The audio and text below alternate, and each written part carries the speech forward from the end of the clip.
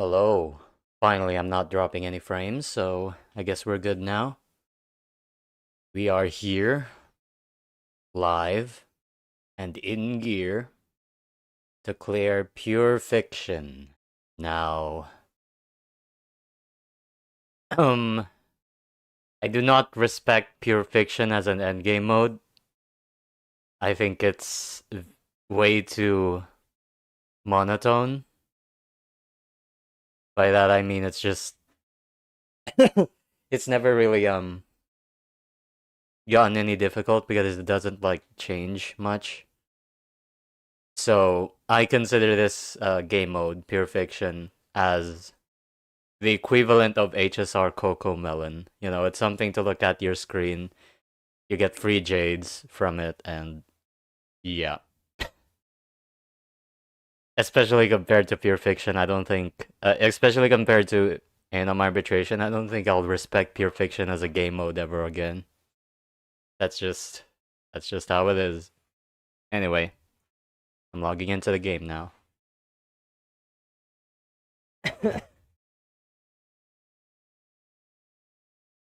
Tomorrow is beta, yeah. Big day, finally the drought is over. I haven't uploaded any videos because like my average video count for every month is like 17 videos, and I've only uploaded 13 because of the drought being so bad last month. So, yeah.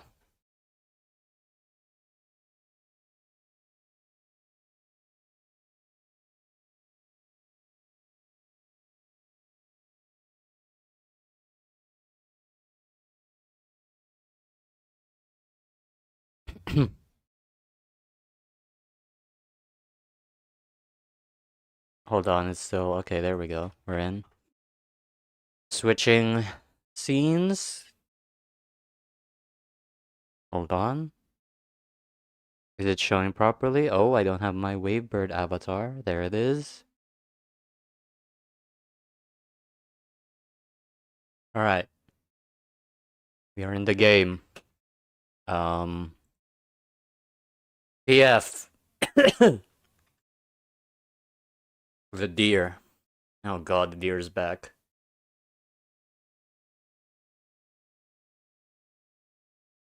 So okay, let me just run DOT. I can run Cypher with them. Yeah, that's fine. Well, I need high sealant, so. And here is ice and lightning. I guess Aglaya. Not really too worried about this right now, so let's see.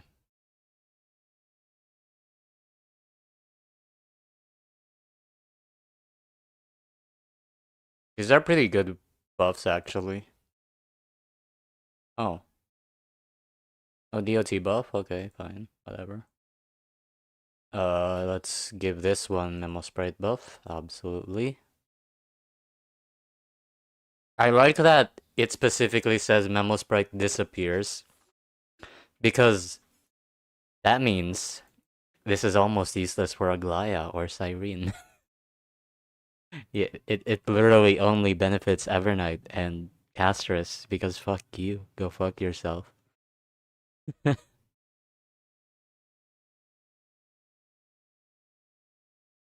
um, I mean, I could just use break or whatever. I don't think Link Shot's that good if I don't have fire weakness consistently, so I'll just use DOT, whatever then. Come on. Come on, DOT. There we go. And PT.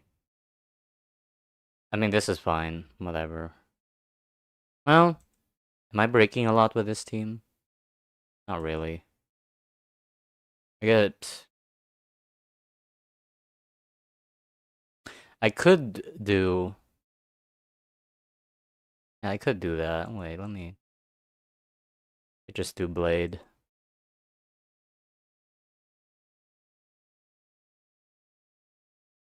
Blade is always fun.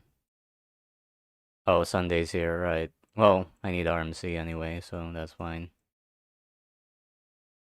And Sunday, you can now Blade can use this. I mean, it doesn't really matter at the end of the day. Whoa, why are you so fast?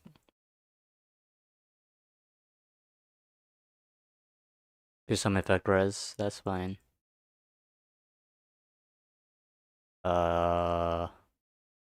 Okay. Speed check. Please speed, I need this. 140. So, okay, planers, yeah. Oh. This is 134 now, yeah. Okay, now this one. I don't think we need to change this much. Why do you have this gone? Alright, because I run DOT with you on Anom. Go back to this one. Okay, this is good now. I think Aggie needs a bit of speed. Nah, she doesn't. She really doesn't. Okay, let's just go.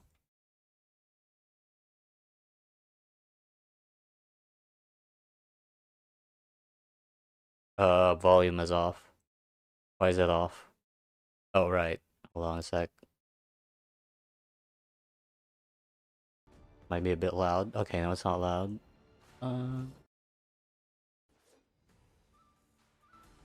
Okay, testing audio. Okay, this looks good.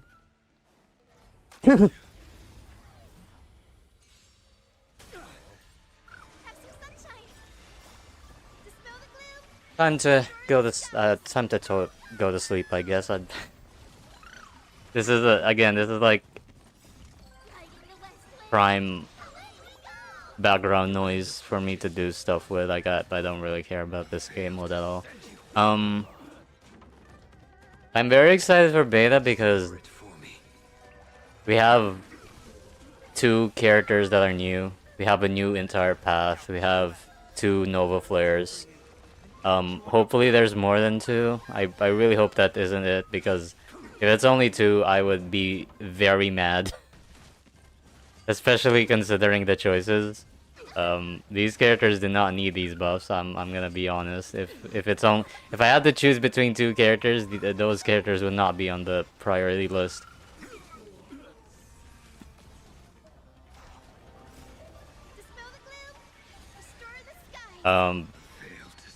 So I'm gonna be pretty busy, I guess.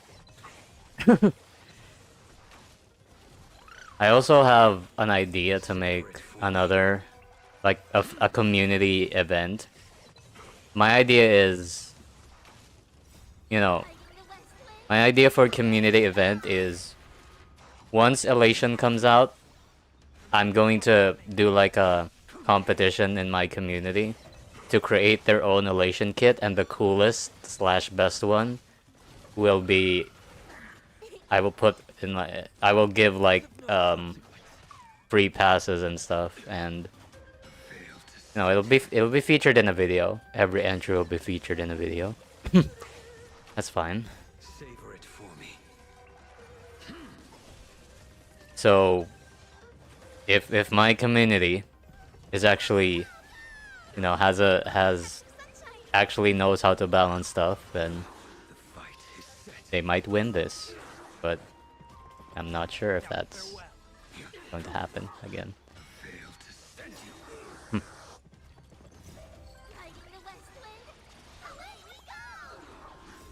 This is technically a free character you can get, by the way, Blade.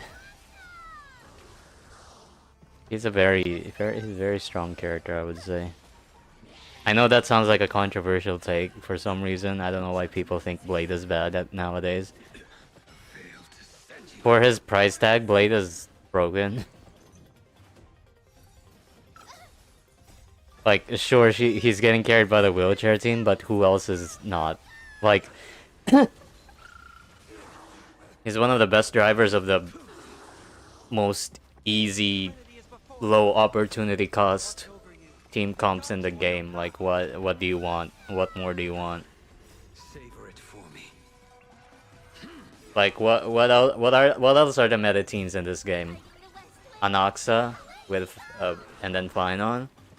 Those characters also get carried by their 5-star supports. Like, it really is just a non-argument.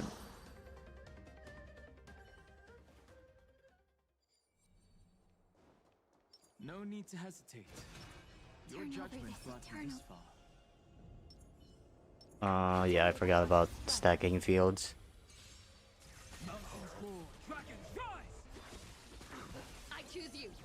Wow, I really like this speed set. Wait a second. I'll hold on a minute. Okay, never mind. I forgot PT and RMC have AA passives at the start, which makes that happen, which is great. Flowers bloom for tomorrow. Come on. Get your ult up. Greedy bastard. Oh my god. Fuck, energy TVs, I didn't see that in the enemy lineup. We're so cooked. Oh my god. Cyrene, it took you a cycle. Waiting to be woken up by a shooting star. Remember me with love. May you fulfill love's promise with me. We can do I hate it, it's so cringe. thus our fates become one. Why did she keep doing that? Whatever, I don't even care anymore. Do whatever you want, Queen.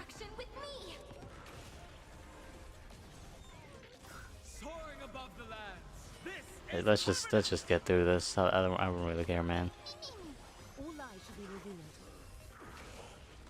Why the hell would I optimize PF gameplay? It doesn't even want me to optimize it.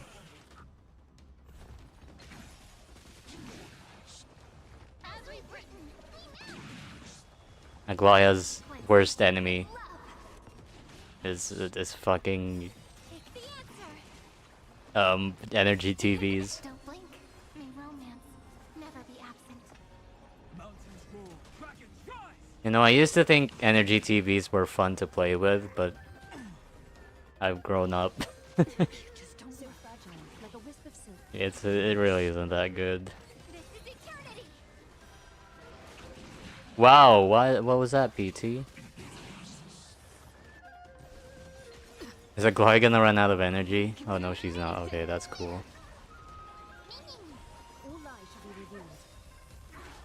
I really want the second energy support that isn't named RMC so I can spend money on.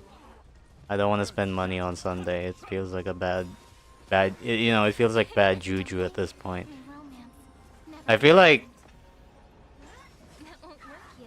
if Nova Flare is actually gonna be good for Sparkle, pulling for Sunday is an even bigger trap than it used to be. Like, I don't think you're breaking your account necessarily, but because of Sparkle Nova Flare, I have a very sinking feeling that some people are going to regret Sunday. I don't know.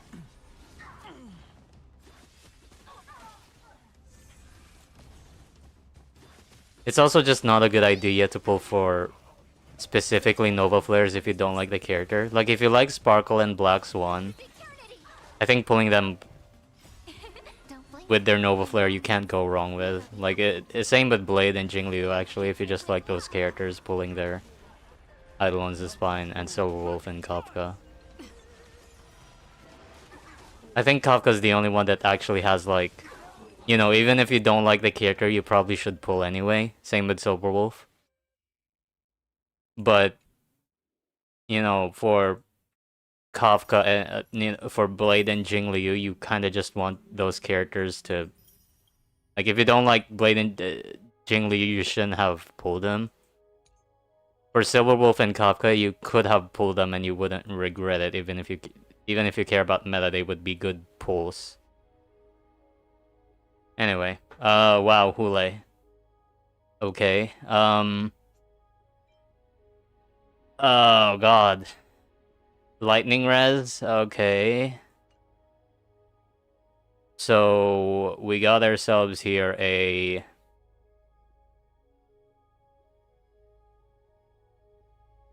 Is there like a... Oh. Okay, let's run break then. Himiko, break. Is everyone fire? Oh. Okay, well this is gonna be easy. Himiko. Oh yeah, I don't have Fugue, that's a problem. Oh, I have Rappa. Never mind, this is gonna be easy then. Ranmei, where's Ranmei? And HMC.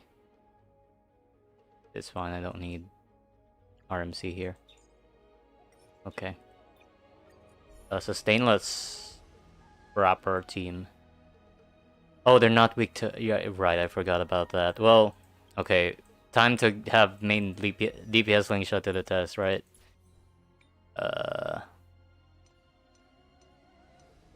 Okay.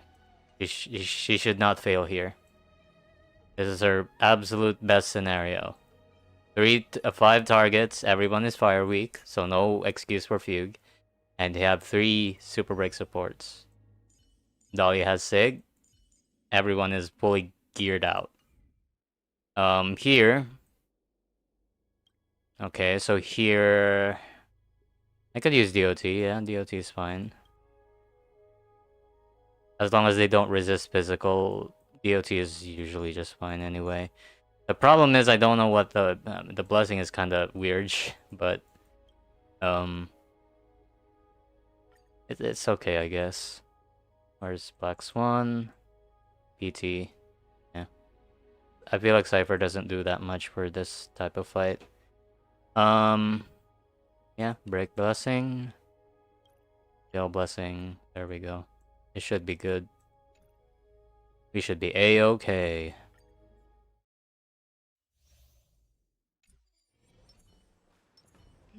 Please take. I wonder what that is. Come, nightmare. Incense ascends. Sound linger. Wow.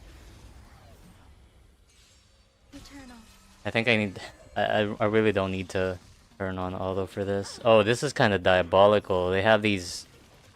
The enemy lineup is specifically enemies that don't even attack. Why? Why do they keep doing this? So beautiful. This is a very evil team lineup. Like, it's very break focused because counter doesn't work as well for these enemies. And the HP scalers don't get hit enough. This is actually pretty... eh. It's still PF at the end of the day though. Like, this is nothing Herta can't handle. Let the show begin. She also has side too, I guess, but, you know, whatever. Let's improvise. Had to leave with it. Time to cleanse the filth. You want to betray me? Okay, it looks like Lingsha's doing pretty okay. Everything in this For what it's world worth. is bleeding. Look at all those instant nukes.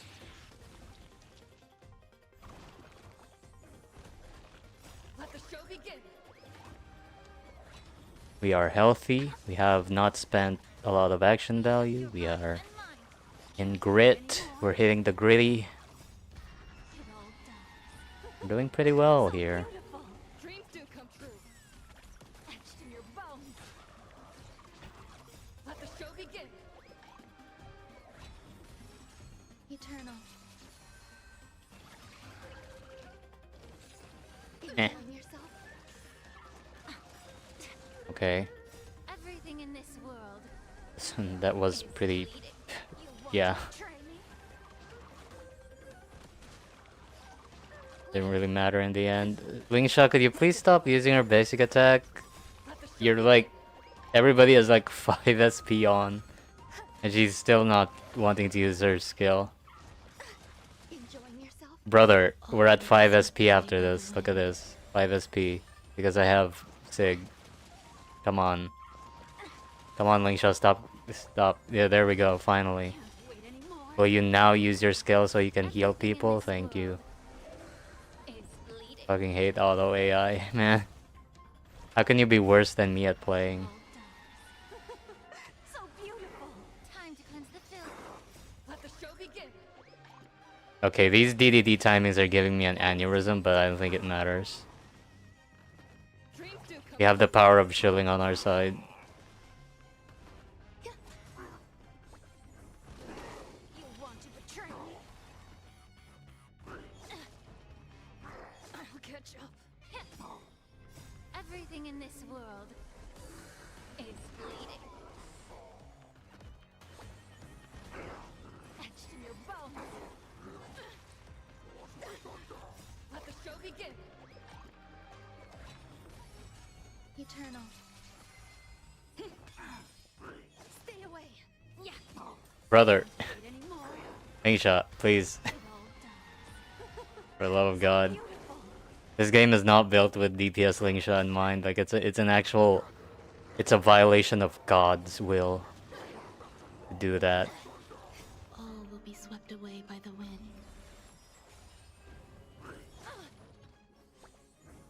Thank you. Immolated my dance.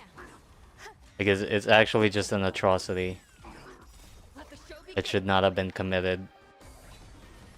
And you know what? Fair enough, game. Fair enough.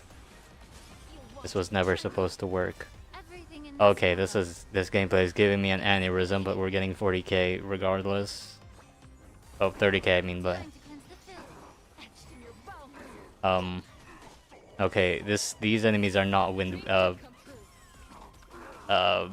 fire weak, so we're trudging through it, but you know. In my European account we have view, so this is not gonna be an issue when we get there. Beautiful. Okay, now they're implanted with fire. Now we can do damage. Immolated my dance. Ow. Can't wait anymore. Existence is unity. All will be swept away by the wind. Let's improvise. This could have been 40k if DDD timings weren't absolutely terrible. And also, the way Lingsha uses her ult when she's on auto is pretty bad. Everything in this Like this. is bleeding. Wow. Nice one, Lingsha. You saved 7 AV. That was, you know, just one less than 6. Gonna have 6-7 advance. Etched in your bones. It all dies. So beautiful. We're constantly at 4 SP. Is Lingsha going to skill? Let's find out. You want to betray Are these the world's tastiest prize? Let's find out. your body and mind. Okay. It's not. No need to DOT. hesitate. Alright. Wish. Let's see. Any fish taken. Does that hurt? Bam. Black Swan's damage is gonna look like a dog shit here, but my other option is Cypher. So it's like worse, but Soaring no. above the lands. This is permanent. Did oh yeah, Kafka's the bond mate, that's fine. Gives more dragon advances and energy, so more dragon attacks. The only problem is Kafka's not really a DPS, so unfortunately it's a little wasted, but can't Mind your manners. can't complain about everything really. Didn't hurt. Be intoxicated. Thankfully. Stand still. In the abyss's revels, your cries rise. I should've wait, no, PT doesn't have his Trends light con. Aw. It actually is a pretty big deal for pure fiction because you just need to stack one buff for these enemies to die. You need to stack one DOT for these enemies to die, so if they hit you, it's kind of just game over for them. Which is good. I mean, this game mode is basically like just a bunch of killing thresholds that you have to pass. Beneath the waters Black Swan picked the worst target to fucking... whatever. If I wasn't using Ron May, I would have used Ron May instead of Black Swan, but whatever. Time to say bye. Boom. This archetype is so good, Black Swan is still usable. Soaring above the lands. This is permanent. Stand still. Oh, not really archetype. High Sealance is just a good character, really. And, well, Kafka's a good character too, I suppose. abyss's revels, your cries rise.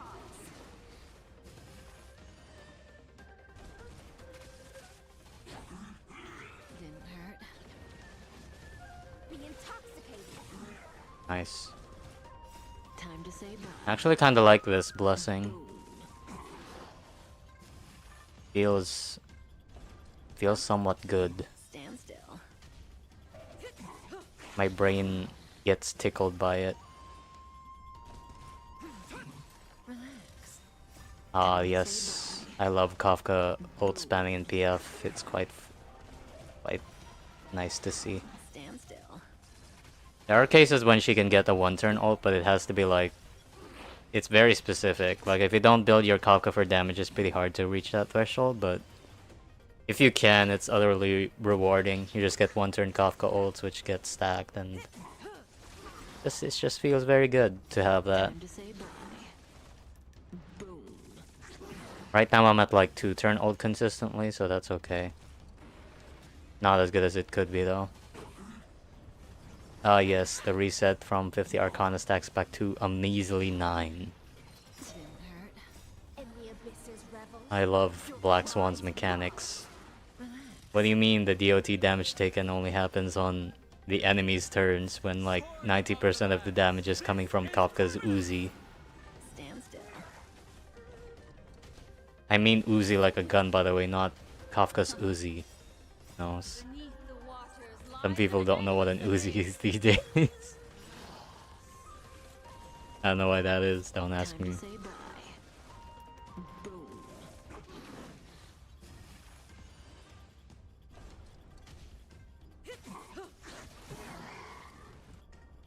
Okay, Kafka's gonna get her ult pretty soon. Relax. Thank you. Stand There we still. go. Back to Time to ult. say bye. I hecking love Kafka ult spam, it's so good. Relax. Oh god, this enemy looks so tanky. Oh no, Kafka, nope, no, High Zealand's why? Use your skill, bro. Now we don't have any damage. Okay, whatever, we're back. in the abyss's revels. Your cries rise. High Zealand's. Come on, fish. Time to say bye. Stop doing that. Boom. Ill fate descends. Relax. Alright.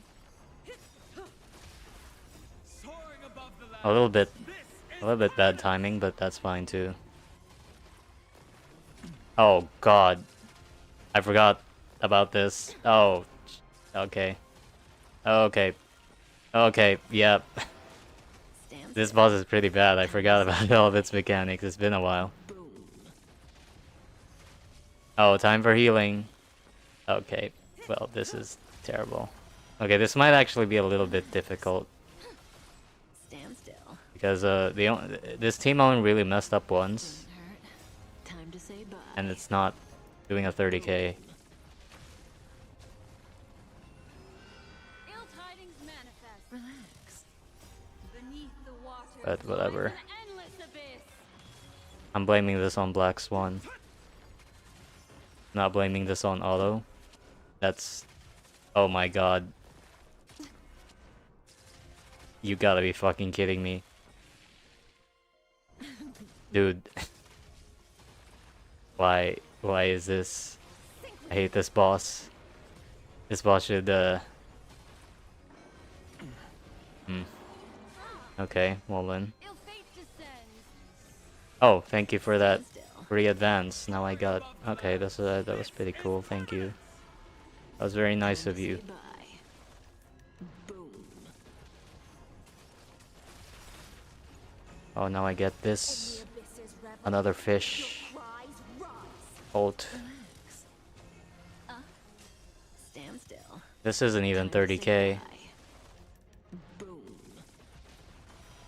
To be fair, DOT is not getting shielded at all. This is like... Be intoxicated.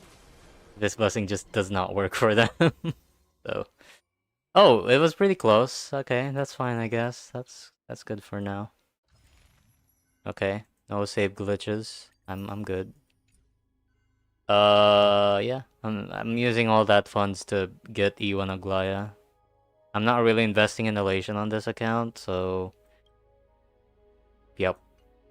I'm missing out.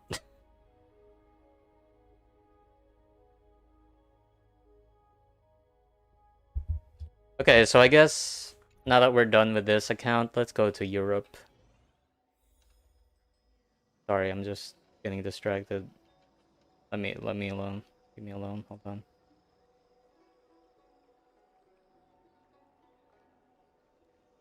Okay, let's switch accounts. I'm done getting distracted.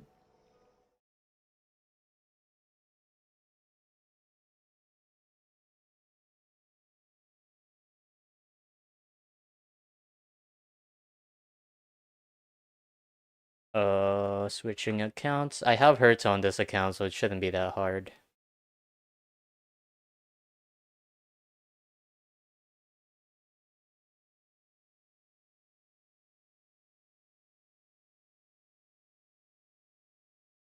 Europe. Brav account. How many accounts do you run? 3. I have America, Europe, and an Asia account. My Asia account is my original account. I started it since the start of the game. I started American account when it was gonna go to 2.0. I started EU account when it was going to 3.0. I should make an account for Hong Kong, Chinese, and start it at 4.x, but I'm a little too late to the party. Okay, maybe I should stream it, right? Maybe that'll give me motivation, but I don't think it's gonna work out too well. Okay, let's see. Playing games. Let's go back to the scene. There we go. Okay. This account has Herta and an E1 Tribi, so you know what's about to happen. um, yeah, just don't even bother. You don't want to look at the stream right now. Tribi, and I'll leave. Yeah, scene alone. Well, for this one, I think I can just go super break and it would be fine. Well, okay, there's Mighty here. Mighty is a pretty okay pure fiction character. Actually, let me just put a blade so I can prove a point. No, I shouldn't do that. Let's see how Saber does. Actually, I'm a bit curious on how Saber does here. I mean, this is PF3, so if it doesn't end up being good, I'm gonna throw myself off a cliff. If Saber ends up looking pretty cringe in PF3, I'm just gonna swap back to Firefly. You know, that's fine. Let's see. Is my Hertz Relics good? Oh, shit. Where is it? Oh, wow. Okay, speed. Give her... what is this? I forgot what relic sets I put on. Okay, I'm not using Archer, so that's just fine. This. Right? Good. Okay, I just need planers. This is good, and this is good. Yeah, this is good. Anya. Okay. That was a busted relic. Is there any... Is this one better? Oh, this is definitely better. And then... Hands. Okay, this is good. Okay, we're good. We're good now. She's slower, but this is... Again, this is E1 Tribute with a hurt to this. This is complete overkill. As long as this 120Ks, we're fine. A will of peaceful. Mountains roar, dragons rise. I choose you.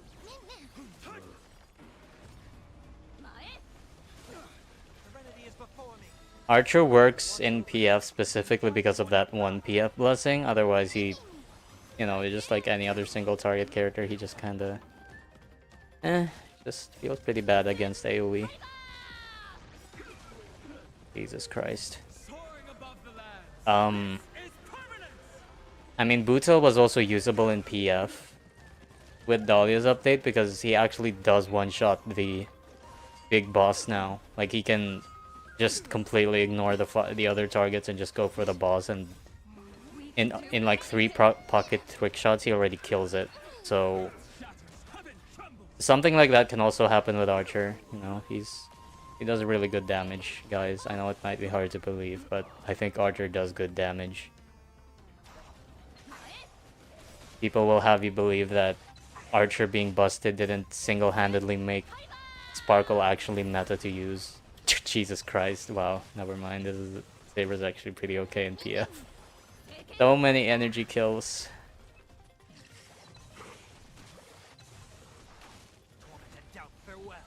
Where's your shield?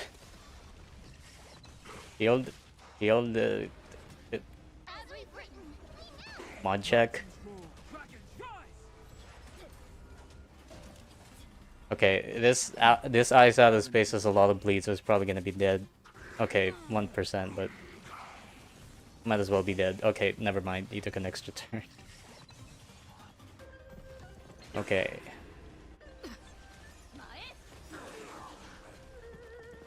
Soaring above the lands.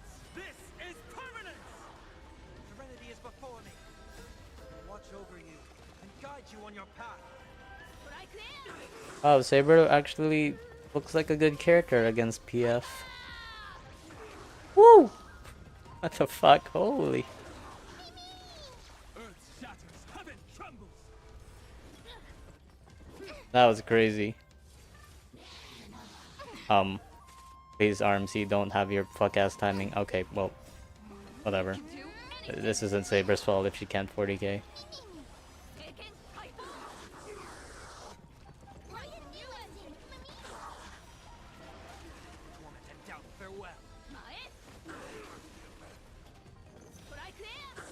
I do wish there was a second energy support because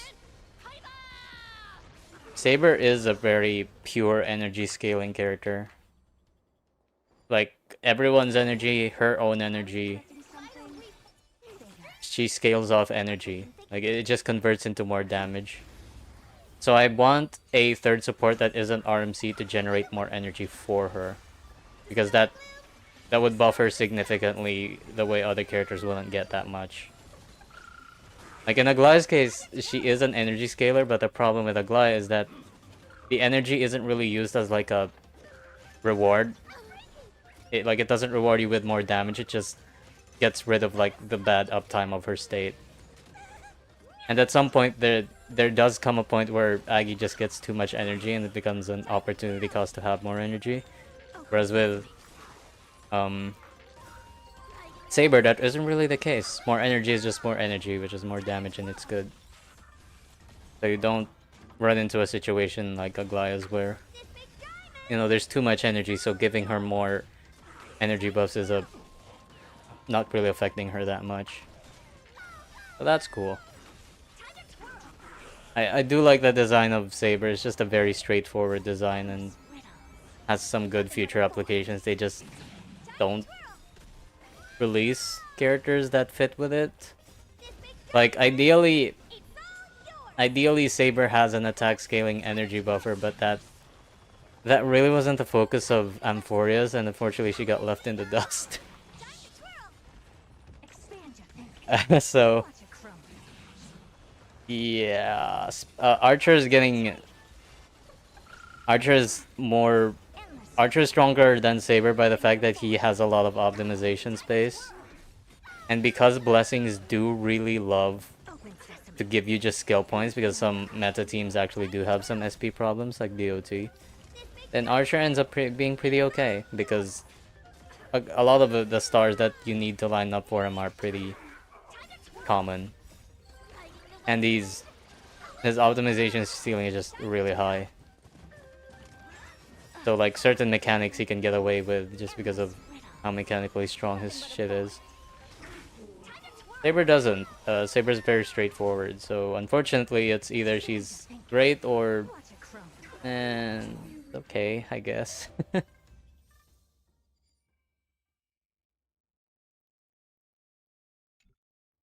theoretically getting more turns is also more energy, I guess so. I mean,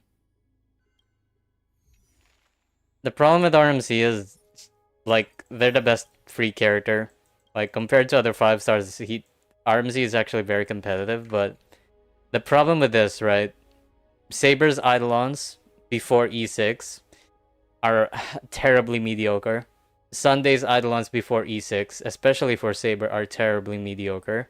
RMC has no Eidolons past E6 because they're free. And TT has okay Eidolons, but he's a sustain at the end of the day, and you rather run sustainless sometimes. So the problem becomes, okay, I have this team, but how can I go further with it? Well, these 3 are already doomed with Eidolons. But PT is okay, but he's a sustain, so it's, you know, it's good for his role, but not really, you know, like I would rather spend on a Saber E1 and even then that's not efficient. So the way you can go with this is, the best way is to just get RMC out of there and have someone that has good Eidolons that could fit here. And that's why Saber oftentimes just becomes paired with Cyrene or Tribi, because their Eidolons are actually good. And the upsides that RMC has wouldn't usually be like that big of a, you know, increase compared to everything, but yeah, that's why like at least with you see this Herta team, right? Okay, the 4-star doesn't have any vertical. Hyacine has great vertical. Tribi has great vertical, and Herta also has great vertical. So at least if you're stuck in a Herta team, there's ways you can get yourself out of it by pulling more. In a Saber team, unless you want to E6, there's really no escape from this. Like you can spend on PT idols, but oftentimes Saber probably also wants a stainless, so that's not the best Eidolons in the world.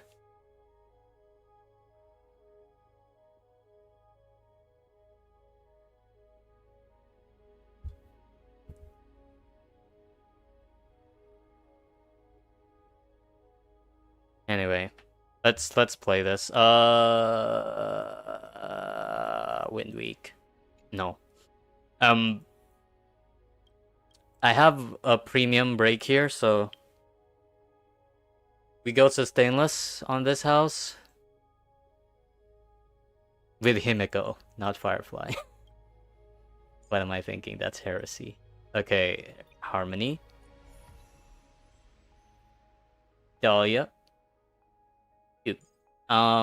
Wait, do I need Harmony actually? Ranmei also works. We are running sustainless, so this can be an issue. Let's see. Let's see. Yes. Yeah, sure. I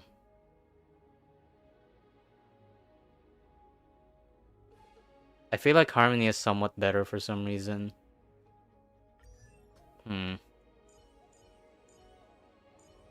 Okay, I'm not using any DDD here. This might be a little sketchy, but let's see.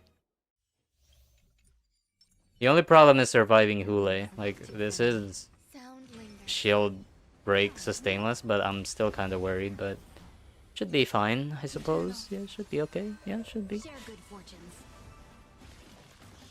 Like, we have the power of shielding and God in our side, so. Dahlia, are you kidding me? Okay, we are fucked already. She didn't scale. We don't have enough SP. Okay.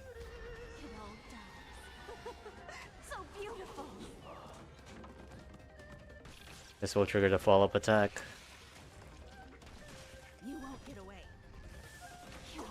Nice. Get all those. Get that out of there.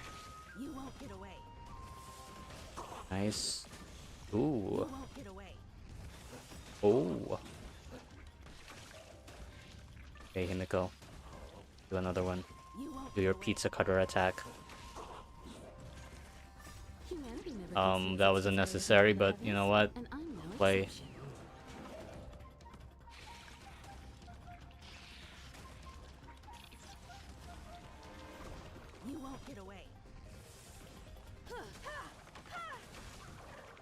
won't get away. You know what? Immolated my death. You They won't don't get like away. break like I do. I wonder if my American account can do this with E Zero Buto. No exception. Oh my god, their HP is absolutely... Their HP is so small, holy fuck. Like, I don't know if this is break being good or the break bar just... I mean, these enemies are just melting You won't get away. too quickly. Why is the Himiko follow-up attack hitting like a fucking archer ult? No, no, no, no, no, no. Okay, I guess this is the problem with this one. Fuck off. Okay. Cloud. Time to use Firefly so I don't have to reset. Or Lingsha. Lingshaw's pretty based. Which one do I have the relics on? I'm sorry, Firefly, you're benched. Okay. I don't want to swap around relics. We're gonna do Lingsha. We're doing Lingsha. Here comes a difficult Things I wish I could say real life. Incense ascends, entwined with ethereal clouds. But it is canonical that Lingsha cannot reproduce, so unfortunately we are cursed.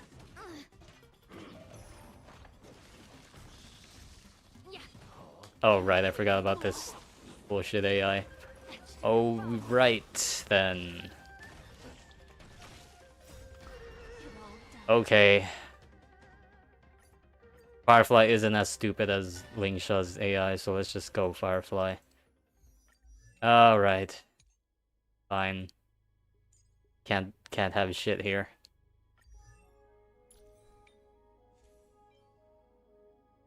I'm sorry, Lingsha, this is not your fight. What? Oh god, yeah, right, I don't have an attack chest, so I... Oops. Yo, these are crazy relics. I don't know when I got that. Attack. I have a better one here, I remember. There it is.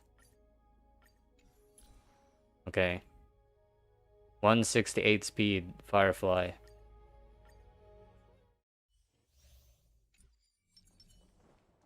That one doesn't look too friendly. Wave is the only streamer down worse than his chat. What do you mean? He still has mouth, feet, and armpits. You know what? Fair enough. Who am I to deny that? He does have mouth, feet, and armpits. He can make it work. But you know what? What's the point of it if there's no end goal, right? All will be swept Like away by the you have to ask yourself: is it really worth doing it if you do not have the desired end result? You know, I mean, the journey is good, but the destination is not ideal. You know, it's.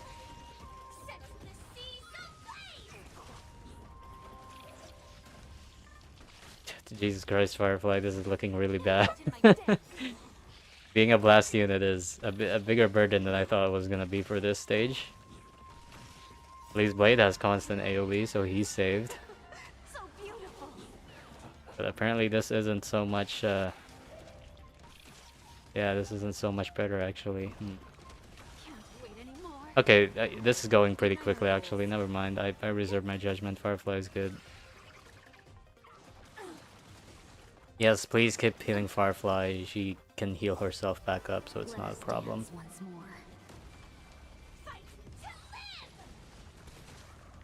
What's to say that there's no end goal? I mean...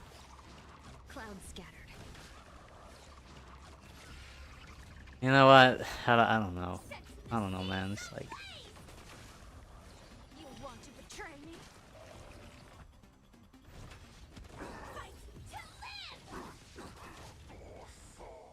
Like, what's the point, man? You must do everything for a purpose, you know? When you do things, it has to be because there's a certain outcome that you find desirable, right? Like, it's a very good motivator, I think. Knowing that you're doing something for the greater good, and the greater good is repopulating the Vidyadhara species.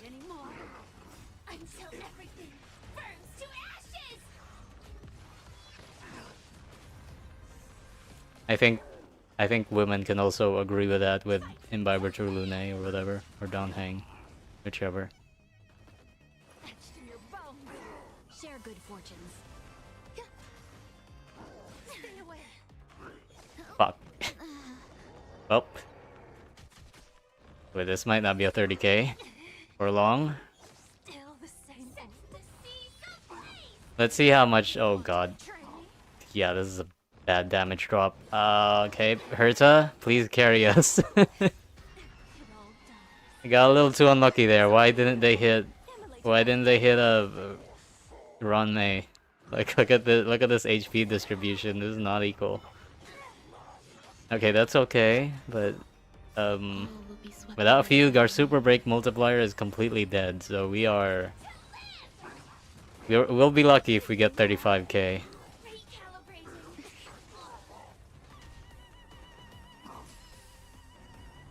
Set the seas ablaze. Please, for the love of God, just break this asshole now. I can't stand him. Oh god. Resistance is unity. Please, please, please, please, please don't die. Okay. Well, I should just quit at this point. Let's move on to the next. Yeah, let's just let this play out. We're gonna die anyway. Wow, look at that damage. Still unanswered. Firefly, just let go, man. Let go. It's fine. You've done your service. Got a little too unlucky. Just die. Come on. Come on. Nobody's gonna blame you. There you go. Herta, carry us. He's got this. Take a look. That one is hard to persuade. Let's observe first. Upgrade configured. Lingsha's a stainless. Do you know what you're saying right now? He is the sustain, and the DPS, and the support. Restore the skies.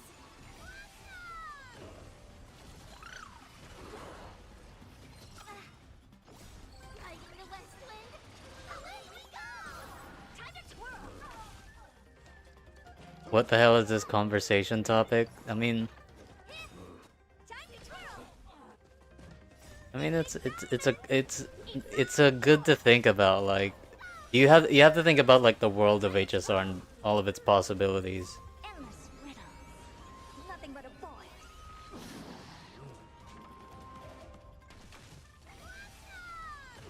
Time to twirl. Expand your thinking. Watch it crumble.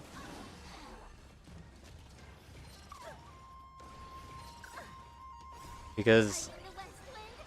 Away we go. Time to twirl. like, if you think about it, it makes no sense that Lingsha has breasts because Have some sunshine. life forms evolved breasts so they could feed their young, but Vidya and Hara don't have any parents and they don't have young. So what exactly is the purpose of those? Are those just cosmetic or Nothing but a boy. like I don't understand the biology. Like, this is a very important question about like every world that incorporates, you know, sexless species. Riding the west wind. Like, they usually are just, you know, androgynous and don't have any defining sexual features, but in Star Rail they clearly have it. So what is it? Why does Lingsha have breasts? I don't think that should be biologically impossible because evolutionary wise that wouldn't make any sense.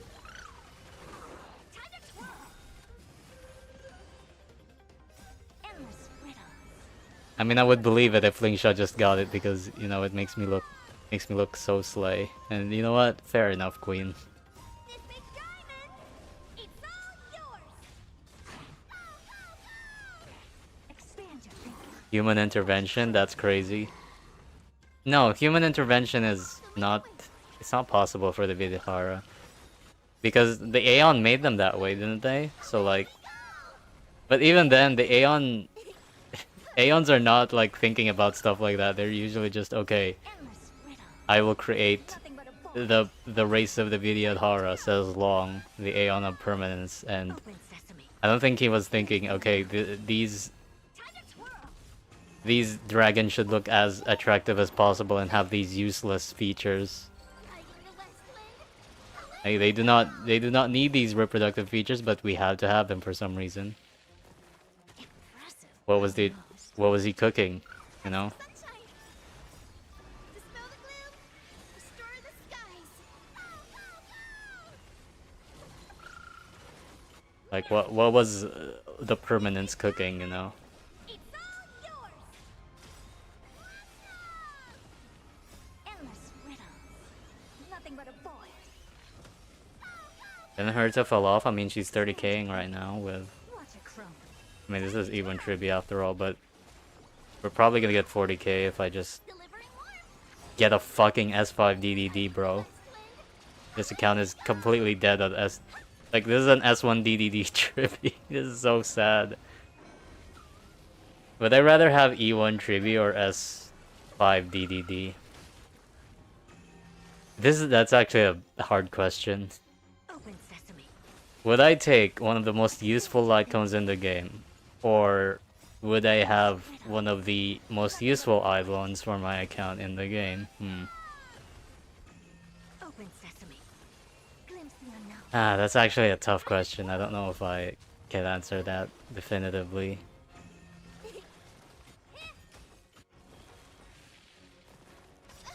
Dude, this boss is so cringe. I don't know. Like, if I were to get one for free, I would rather...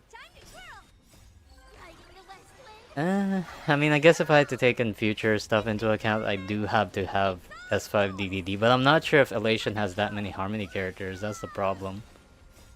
Like, if they're not gonna release too many Harmonies, that S5 DDD wouldn't be as relevant as it used to be. Like, for 1 year, if I'm just gonna pull Elation LCs, then my DDD isn't really getting used that much, unfortunately, so... I guess that's an argument you can have. Oh god. Okay, at least Hyacinth is... Oh, okay. I hate this boss. I love ZC mechanics, bro. I love unavoidable CC mechanics. This game is so great. This game is not power crept at all, and you just have skill issue, and you exaggerate too much how big the power creep is if you disagree. Endless riddles. Nothing but a void. Time to twirl. Open sesame. Glimpse the unknown. Time to twirl. Okay, she is 40King. If only I had S5 DDD, that's the problem. I want S5 DDD on so many things on this account, like, I just want Harmony MC to have one. For fuck's sake. Oh, Jesus, stop doing that. Bro, I hate this boss. Oh, not enough superimpositions to get the... Oh, never mind. We're 40King. Yes, we are 40King. Thank you, Herta. Thank you, Energy. Expand your thinking. Maybe. Watch it crumble. Maybe? Grit didn't charge. Okay, that would have been 40K if I had enough advance. Okay, well, 70K is not bad. Not bad at all. If only Firefly didn't die. I mean, Fugue didn't die.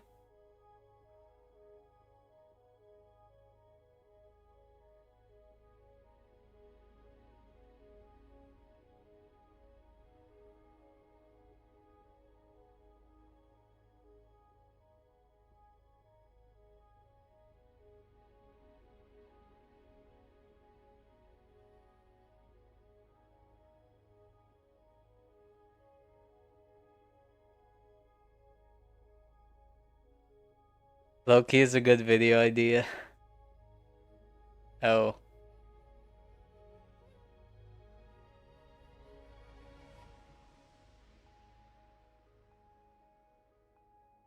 I mean, yeah, that would be a good video idea, I suppose. Like, let me put her on screen. Is Lingsha capable of reproduction? She's not. We know that answer. But what's more important is, why does she have it then? Like, what is the purpose of this? Because if she cannot reproduce, she's Vidyathara, so we know she can't reproduce. But for some reason, she has these useless features as a part of her. Like it bugs me to like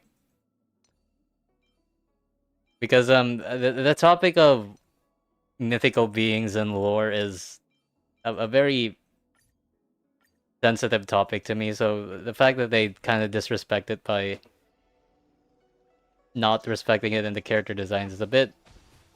It bugs me a bit, you know, because in Vibrator Lune doesn't show any like outwardly reproductive functions. Actually, like he kind of hides it pretty well, so you can't really tell that he's, you know, has any like useless features. Like that, I think his pants aren't like overly bulged or anything. It's like, yeah, he's just a guy. He looks like a guy. He might be completely smooth, and you know he's just a dragon.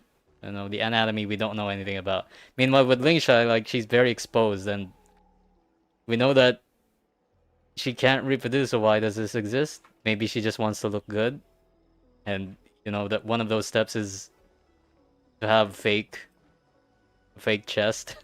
I guess. I'm very curious about this development. Like who decided this, you know?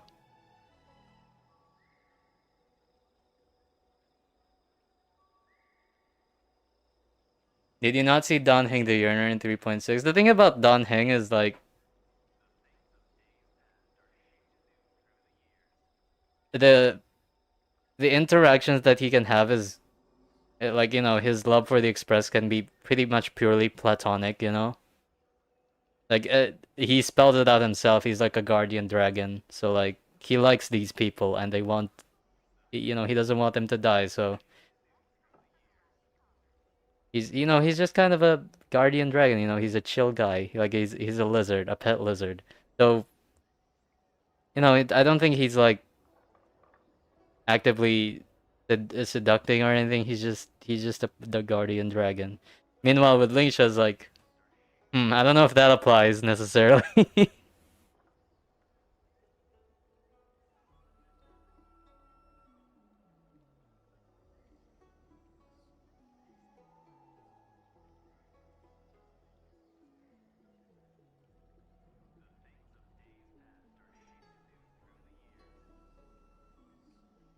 has implants. Yeah, I mean, yeah, that has to be the, you know, right explanation for it. I mean, not exactly implants. Just she decided one day to grow them, or someone decided one day that, you know, I do want breasts, and they did it.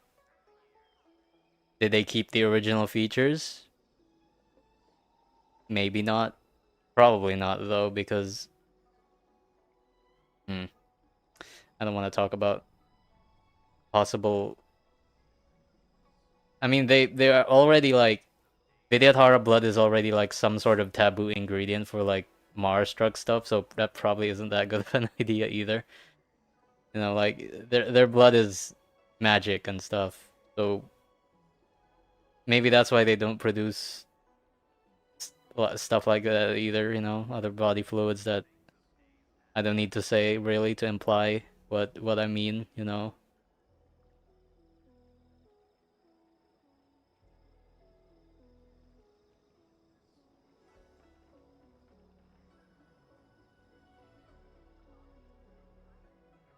Aren't literally all Amphorius cast incapable of reproducing? Yes, that's true too.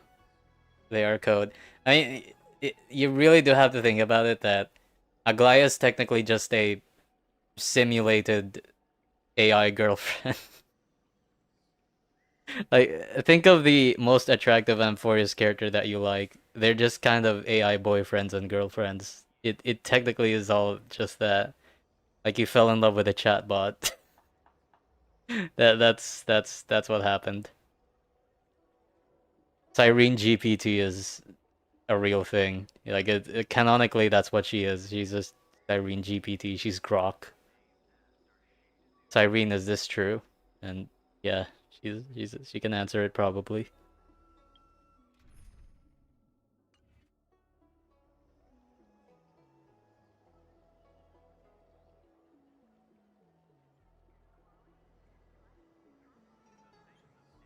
It's going into a tier list video, isn't it?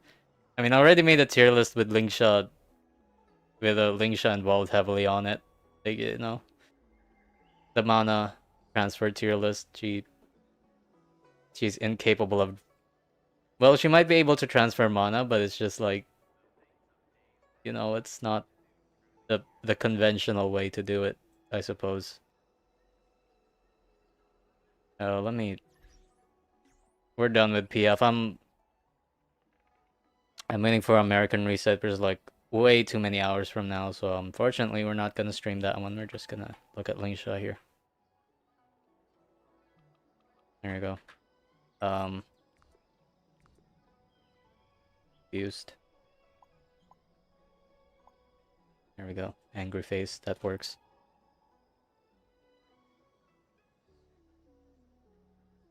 Did you just wake up, or what are these 4 a.m. sleep deprived thoughts? I didn't. I woke up like 4 hours ago, so whatever.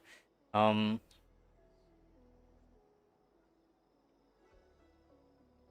I mean, it's a valid question. Like, why are you guys making it so weird?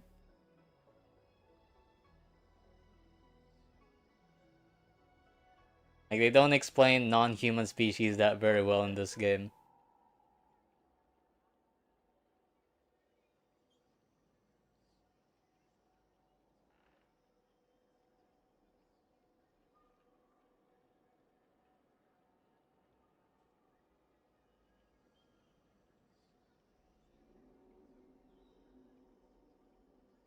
Oh, actually, that brings me to the topic of Castris, because she's a hundred times more complicated about this topic, because she can control life and death now. She doesn't like instant kill people just by touching them, but how was she able to do that in the first place? Like, what is her?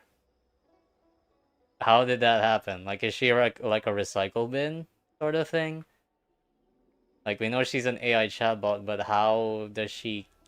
Like, what would be equivalent in the computer world for that? Like, um, I mean, yeah, I guess just a recycle bin, you know, like something that could delete stuff.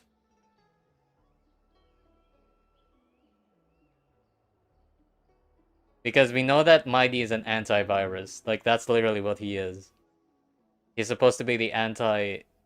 He's supposed to be like the defense system of Amphorius. He literally is an antivirus. Polymos.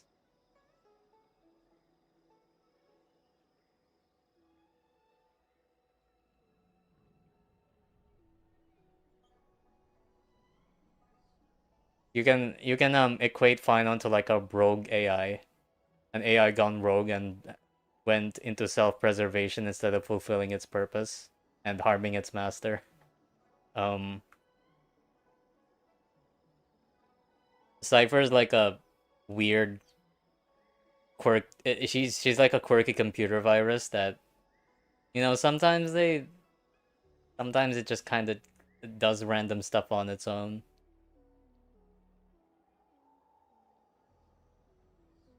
Anox is like an Anox is like a program that just went full sentient. Like they know that they're an AI and they're just hmm, they don't know what to do with this information. I mean, I guess they just don't. I mean, in Anox's case, he really doesn't care about this information either way. Cypher's Bonzi buddy, true. She's the Bonzi bear, like the purple one that gives you no scams.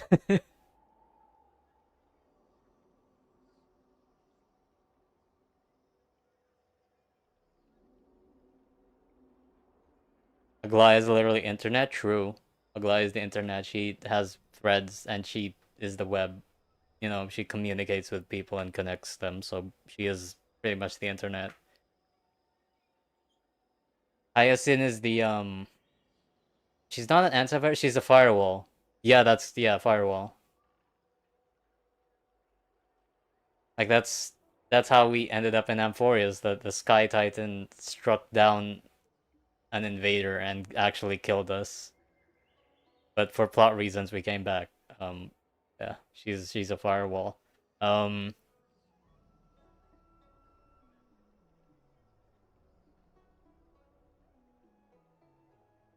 Ceredra's task manager. Ceredra also just has admin privileges, so it's like Ceredra's a program that is for like self-managing the system itself. Like they can create their own rules to optimize the system. Like that's what Plagueis' intention for Ceredra was, so that Amphorius can manage itself instead of him having to look over everything. So she's just like a really powerful program that was given admin privileges, and it went rogue all of a sudden. Oops.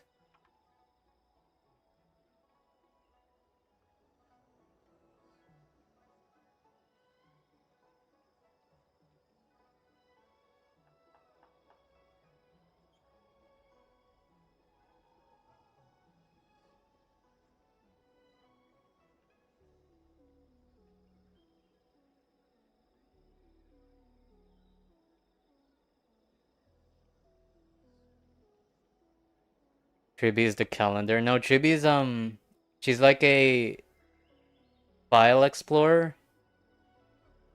One of her functions is opening new paths, which is what new passages, which is basically just new locations. So it's like she can create a folder or something. She can create a shortcut. That's She's like a file manager, she creates shortcuts, she creates folders, that's what she just passages around the system, really.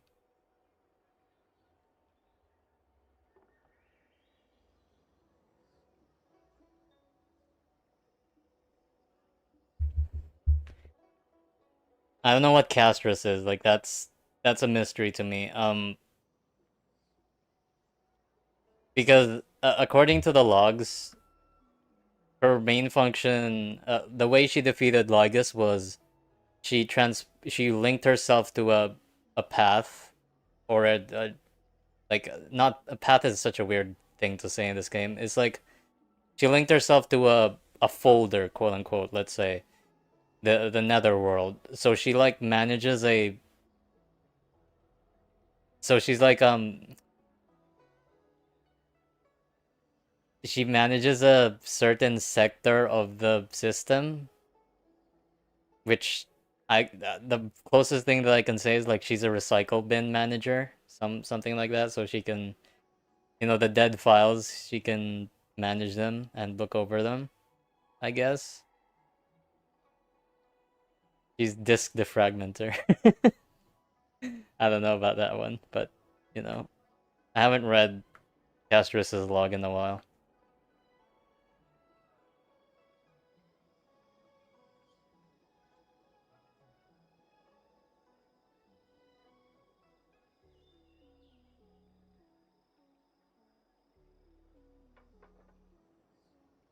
What's Evernight? Okay, so Evernight herself is just kind of a virus.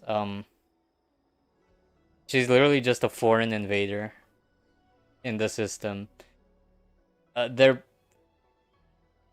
has always been a demigod of time. I still don't understand really how Evernight got into the entire Amphorius thing, because it's clear that she's not a native. Like, she's not from Amphorius. She's a foreign guest. She's an enigmata. So okay, I guess it fits, because when you're an enigmatic entity, you can't really like explain their lore too much. Like, we still don't understand what exactly Gallagher is. We just know he's an enigmata creation, but that could mean anything.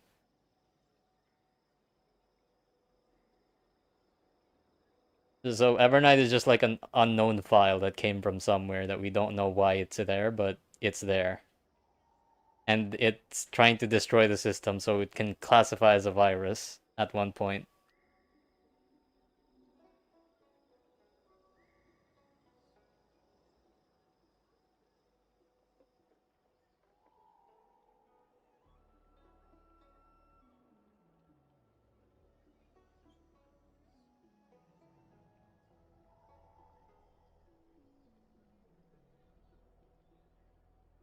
Is Evernight a Trojan? Yeah, categorically she's a Trojan, because hid as like this harmless march, and she hid from the from the administrator by just hiding in a small location that they couldn't see her. So she is a Trojan. And then when she finally got discovered, she just almost broke the entire thing.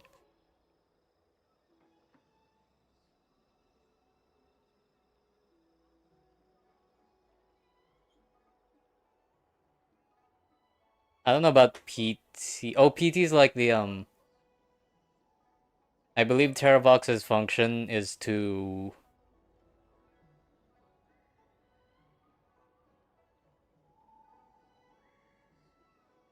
lay the foundation of the system. What does that mean again?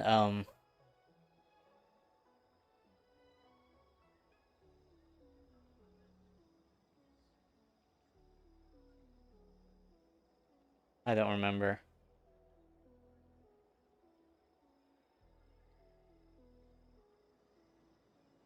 He's not an OS. It's because Earth isn't just the land, it's also life. No, the first his first display of power was being able to find the Trailblazer, so I guess he has a search tool or something. I don't know.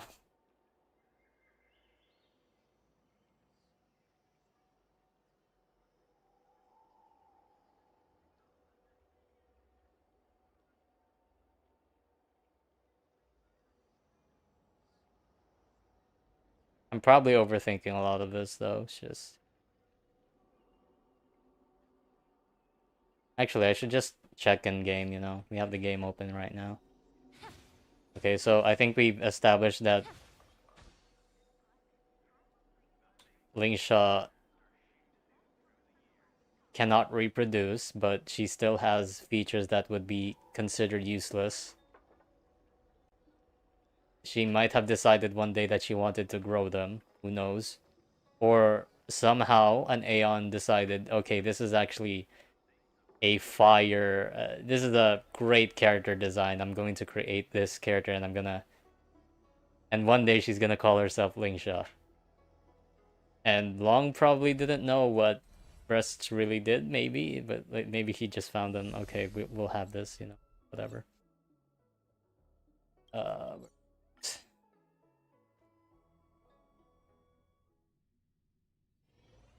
oh, I don't care about this. I already did this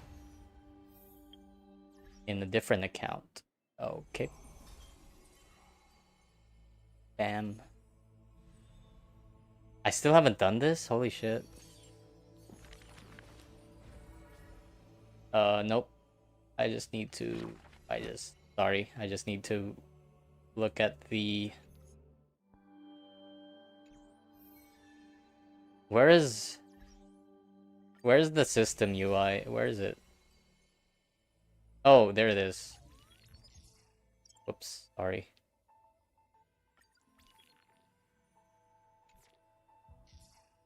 There it is. Okay, so where is the... There it is. This is Finon. So Finon is a rogue program that is the foundation of the recurring loop. And the reason why he starts to like burn out is because he can't store enough memory, so his functions continue to degrade every cycle, so that's kind of his problem. Bilia 093. Wait, no, this is this one. Yeah, there we go. Due to the self-destruction of Nico's 496, a vulnerability appeared in the world-bearing logic and the third assumed by variable waveman. A system assessment indicates that allowing waveman to act unchecked will, with a high probability, cause the system's iteration process to stagnate or even regress. There's also a certain possibility that it could lead to blah blah blah blah blah blah blah blah blah blah blah. So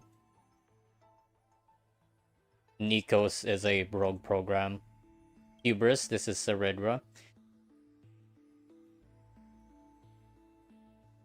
These 60% of special permissions for ID Lycos. According to the Administrator Security Protocol, Lycos' self-defense permissions were retained and the remaining frozen permissions were gradually restored. Subsequently, Cerebro rewrote the Ultimate Protocol at the cost of ceasing to respond itself. If the Aeronova progress becomes abnormal, ignore all variables, terminate extrapolation, and wait for Iron Tomb to form. Additionally, temporarily grant access permissions to her to end Screw. So, Cerebro is a very powerful program that has a lot of admin privileges and permissions. Lygus created Cerebro to be like a... so that he doesn't have to manage everything from Amphorius. Like, Cerebro, like, naturally evolves the program to the outcome that he wants. Wait, let me look at this one part of her. Performs continuous calculations for a single purpose. Its decisions are strongly guided by externalities. This electrical signal possesses high stability and can execute decisions in an efficient manner. Its behavioral pattern aligns with the establishment of the order.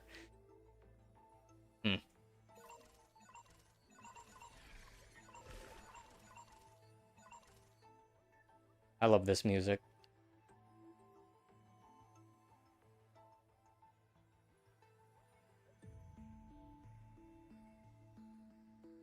Scorpio. This is Terravox.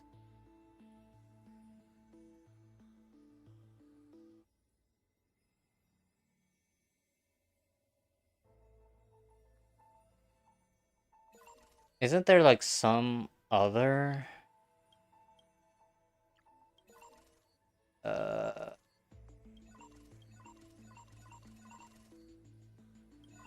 there's some other log here that shows every character's function that isn't this one. Scorpio.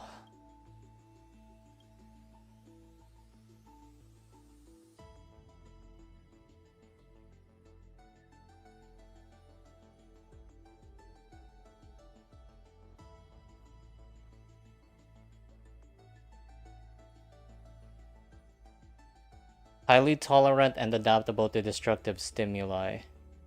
Their behavior of achieving species continuation simulates the path of permanence.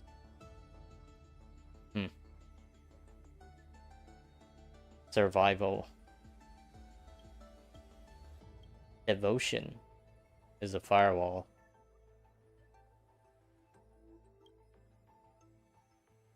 This is passage. One chord.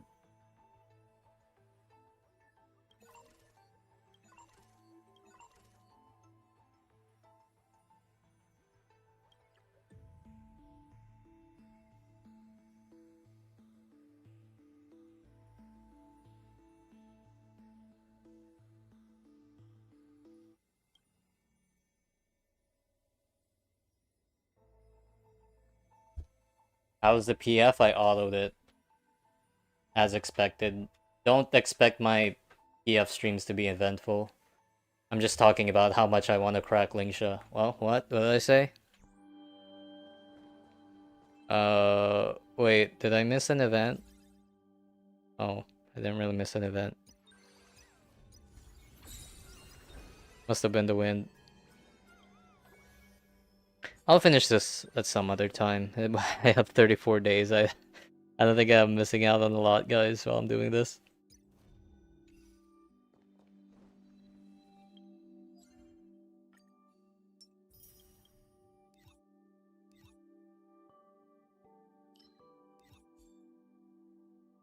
You know what? I'm gonna farm for more DPS Slingshot pieces.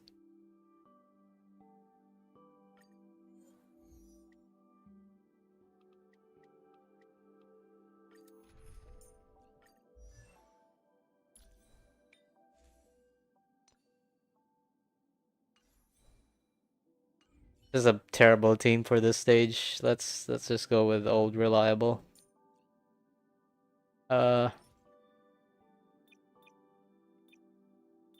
Yes. Remembrance. Okay. Are you getting Sparksy on one of my accounts? Not this one, probably. I don't know. Maybe not this account, but some account, at least one account, will have Sparksy on it. Maybe the one with Anoxa. I mean, it depends on the kit, right? Because if Sparksy is a DPS, that'd be very disappointing because I love using Archer more. You're probably gonna see more showcases of Sparkle than Sparksy on my channel. Like, if she's a main DPS, I just am not interested because I would rather use Archer. He's very fun. I mean, it depends on how fun she is, I guess, but I don't think she's gonna be more fun than Archer. She's probably gonna be, like, boring, but mostly just more powerful. Which is a death sentence for me. I do not like characters like that. Why is PT dying? Okay, we might have the crackling shot here. I say that like it's a bad thing. Must have been the wind. Didn't say anything.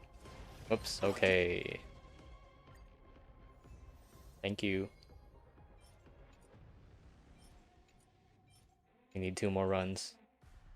I want these Saber and Hyacine pieces. There you go.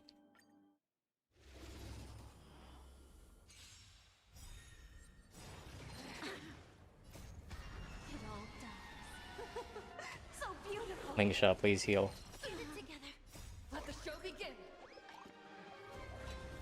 I don't know about I mean, Yaguang also looks like he's a main DPS, so that probably isn't also ideal for me. Well, no, she's like support base, isn't she? So I guess she's more Harmony-ish than a main DPS, so I guess that's fine. I might pull. I mean, if she supports Anox, I'll pull for sure. I don't really like her design over Sparksy, but if Sparksy's a main DPS, I'm not gonna use her anyway, so why would I pull? I mean, I would just be looking at her, but it's not like I'm a big Sparkle super fan anyway. Like, I think she's cool. I'm more of an Anoxa fan, I'm sorry.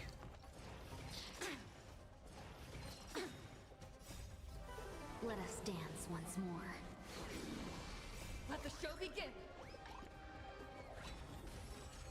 Immolate in my dance. Time to cleanse the filth. Can't wait anymore. Yug has not gotten her buff on. This is terrible. Wow. Please, for the love of God, Yug, come on. Come on, we know you can do it. You think Sampo has a chance of getting an SPS? But I don't know if it's in 4.x. Like, every leaker is saying there's nothing really to indicate that. That's kind of the problem. I mean, I feel like Sampo SP is bound to happen. It's just that we're not even sure if it's gonna happen this year, you know? And the leakers aren't being very optimistic about it either, so I would just be very careful. Okay, no Hyacine usable pieces here. Well, it might roll speed. It might roll speed. At least 3 speed rolls, right? I really want more speed on Hyacine. Okay, this is dead. Is this no speed? Okay, well I guess we lost. No double crit pieces for Saber. Yeah, I'm gonna have to wait for the next Anom for a reroll dice. Like, my Saber's pretty good, I think, yeah. The problem that I have with Saber is... yeah, I mean... and... this is good, but I could use a 5-liner someday. This is my best piece on this account. This is pretty damn cool too. I mean, it's a 4-liner, but at least it's double crit.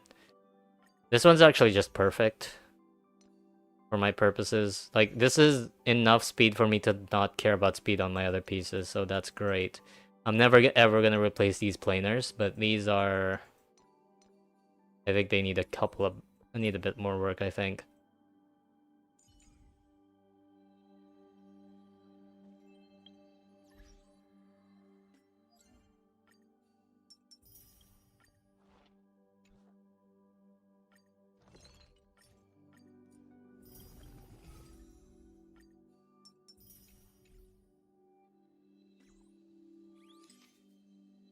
You know, the Luofu wouldn't have such a population crisis if... Never mind. Anyway. I mean, erudition can, maybe it's not undead exactly, but life. Which Aeon do you think can best represent an undead character design? I mean, isn't that just Castrus? I guess Equilibrium? It depends on, like, what the undead does. Like, Acheron is technically undead. She's more of like a you know, that's her name, Acheron. It's the guy that carries you to the River of Souls in his rickety boat. So Acheron does have a lot of similarities to the undead, you know, Hades and stuff. So you have your choice of Acheron or Castrus. So Nihility or Equilibrium, whichever.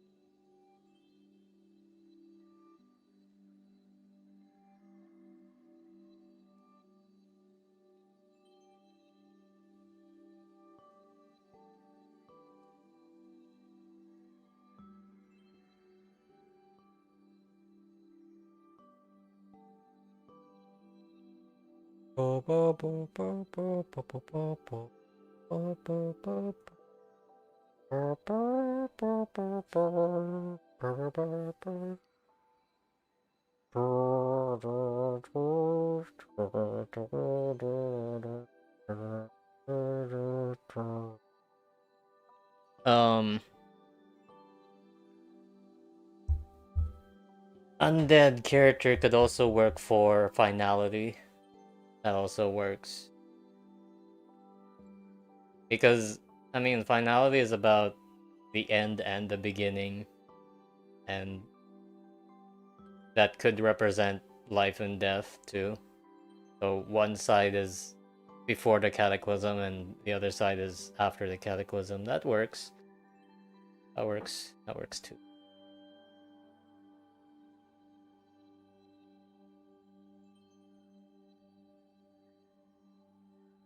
Do you think the dream for the yearly dot unit is dead? Not exactly. I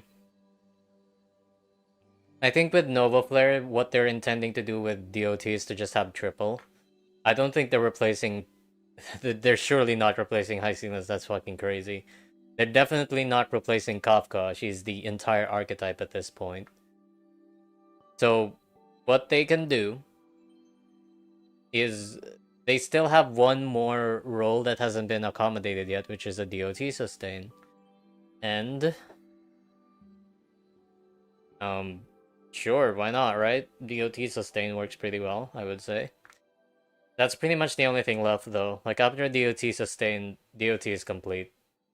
Like there's no movable slots anymore. So at that point it either becomes DOT just gets Nova Flares every once in a while, or they're gonna create enough units to make a second DOT team. But yeah. After that, DOT is pretty much finished as an archetype.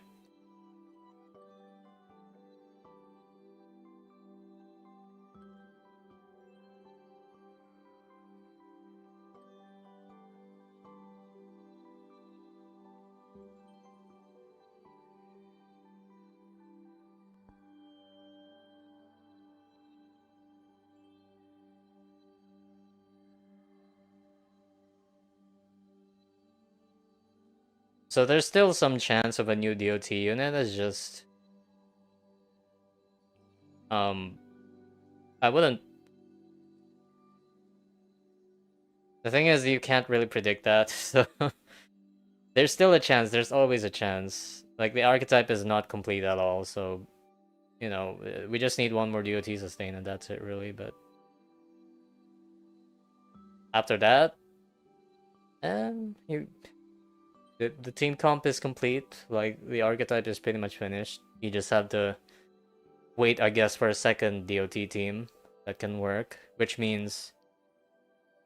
probably means there's gonna be a second Kafka, so you can have two DOT teams now, if that was gonna happen. Which would be pretty useful. You know, there's like an abundance of crit teams. Like there's 10 crit teams that you can have in an account. For DOT, you can only have one DOT team because the only one can have Kafka. So if you have a second Kafka, we can have two DOT teams finally, and we can start building to that DOT team again. So it's just a life cycle. It's, you know, it's a never-ending cycle of updating DOT. It never ends. it never ends, truly. How about Super Break? You cannot have two Super Break teams. Yeah, that's also possible.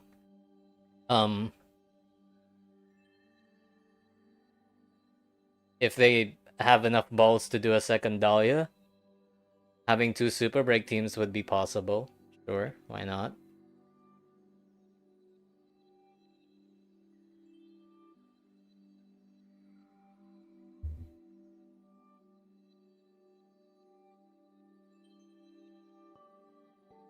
The archetype kind of lives and dies with Dahlia, so you need a second Dahlia for it to work, but, you know, having two Super Break teams is also pretty fine, I guess. I still am a little sketchy about the archetype, though, because it just has so many flaws that other archetypes don't have. Like, even if you compare it to DOT, which is the closest comparison, DOT gets better if the enemies are faster, so it doesn't really apply. And you don't have to worry about toughness inflation with DOT. And it's much easier to build DOT units than it is to build break effect units because, well, never mind, because of effect hit rate, I guess it's not that much. It's probably actually worse, never mind.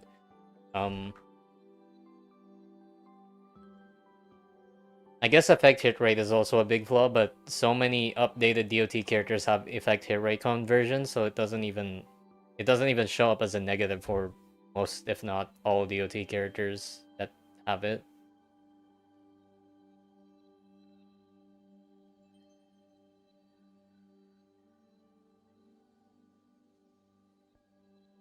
Is Slingshot baddie? Yes, she is. Yeah, sure, I'd say so.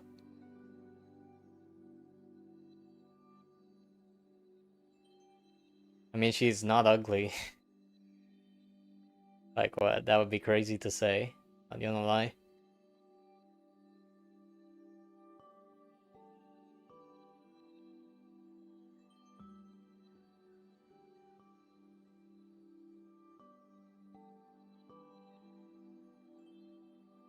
How about Super Break? You cannot have two SP team. I mean, you can also do something like a character that is very self-sufficient in doing Super Break, but only for themselves. Like, they don't need Dahlia and other stuff. They can actually run crit buffers because they oversaturate themselves with break buffs that putting them in a dedicated break team is actually just worse. That can happen.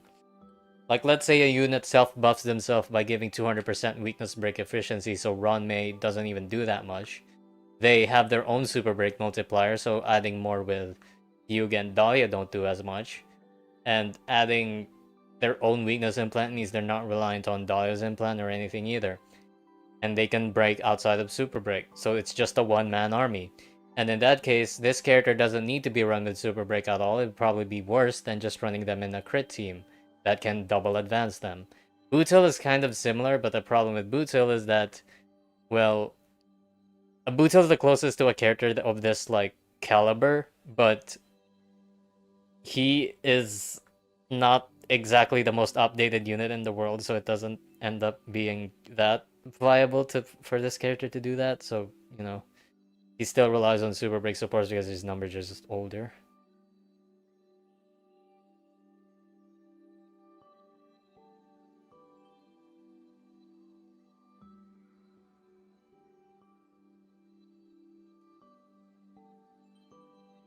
Like a break unit that can run in crit teams or just pure advances doesn't really need the break effect buffers because they don't provide much to them. They just want a lot of advances. That is possible, theoretically, so...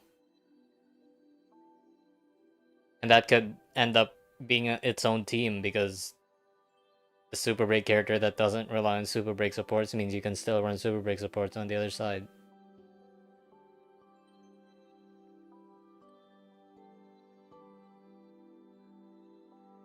The problem is that the proc and stack... Well, no.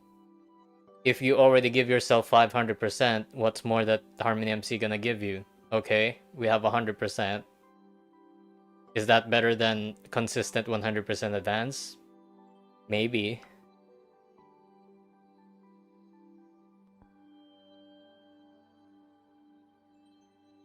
Like, it stacks, but it starts to become less relevant. Like, if you give yourself 200% weakness break efficiency, like you're almost capped, you don't even... It's like giving yourself 70% defense ignore. At some point, you just hit the cap. And giving yourself, you know, damage boost, but whatever.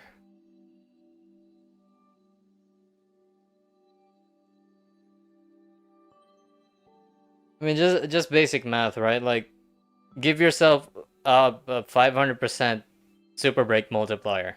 Okay. You gives 100. Harmony MC gives like 100 or something. More if less enemies. And Dahlia gives 60 without E1. So that's 260 plus 500. That isn't really 50% more damage, because you already started off at 500. It's around maybe 30% more damage, is it? No, it's around 40 or something, 30 to 40%. I can't count in my head right now.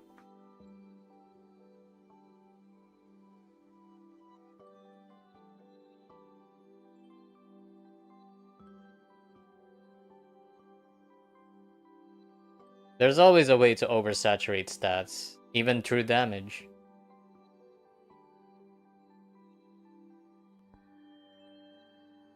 I don't believe they add on to each other like that. Well, think again.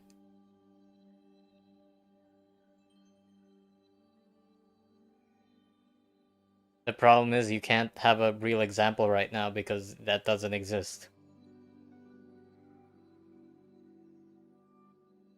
Well, okay, never mind. I remember. It's Firefly.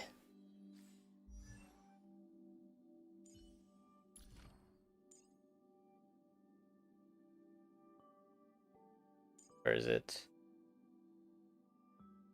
Yeah.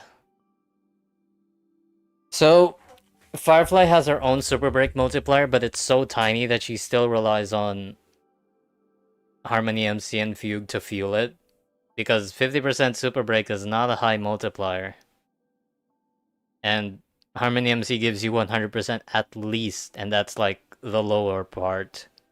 And Fugue gives you 100% at least. So 50% super break damage is clearly not enough. So stacking it with 100% means that you do almost 200% more damage. Or wait, what's the exact number? 50% to 150%. Yeah, it is. It's more than 300% damage if you add Harmony MC from the base. Then you add Fugue. There's a little bit of receding there because now you're at 150 to 250, and that's not 300% more. That's almost like 90% more, somewhere around that area. And then you add Dahlia, which is 60%, which 250 to 310 is not a big jump either. So it starts to recede a little, but you know, you're stacking weakness break efficiency, so it's also fine. So there's two stuff that's going on there. But let's say you start at 500% super break damage at base, then like 100% is 100% weakness, 100% super break damage multiplier is 500 to 600, and it doesn't really end up that well. And then add in Fugue, so another 100% and 700, 600 to 700, then 800. So overall, from 500 to 800, you don't even get a 50% damage increase. Of course, that's if you remove the weakness break efficiency part, which is important.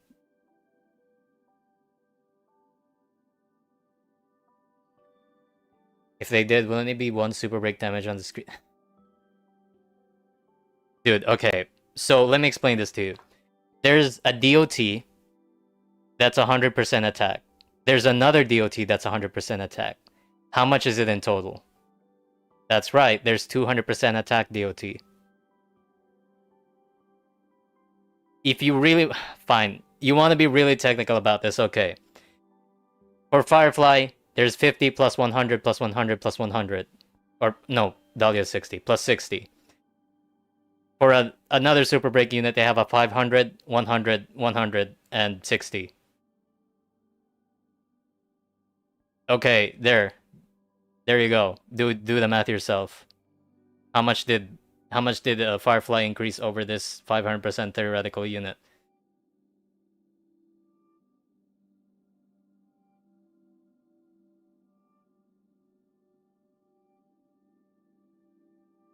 It's the same fucking thing. Whatever.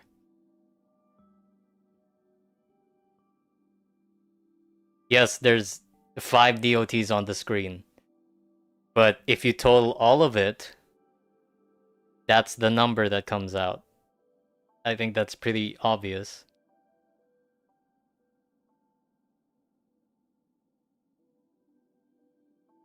Like with High Sealants, let's look at High Sealants. She's not in my account. Fuck. Okay, so High Sealants has like 80% physical damage for each bleed. Which caps out at 8. I don't even remember. So for High Sealants, that's 80, 80, 80, 80, 80, 80, 80, 80. In total, 640. I'm not sure on the number actually. It's been a while since I've seen her numbers. 640 full bleed stacks. There's 8 80s, but it's 640 overall. Same concept.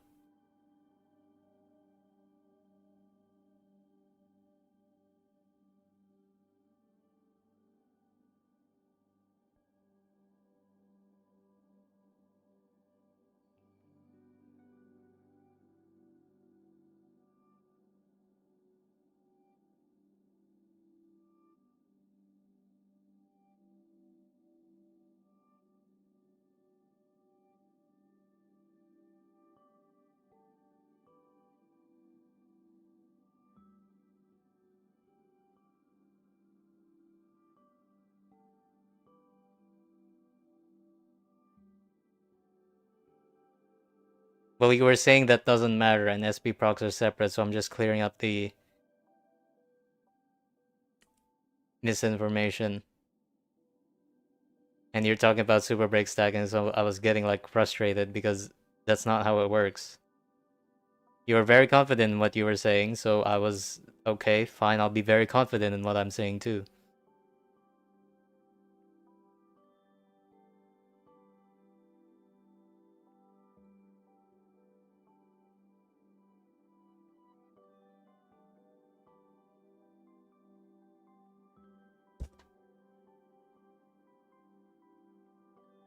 It's all good though. It's all good.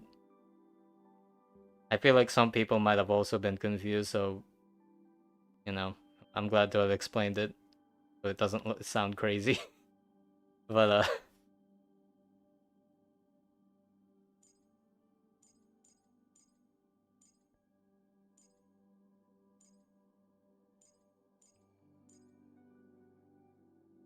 where is?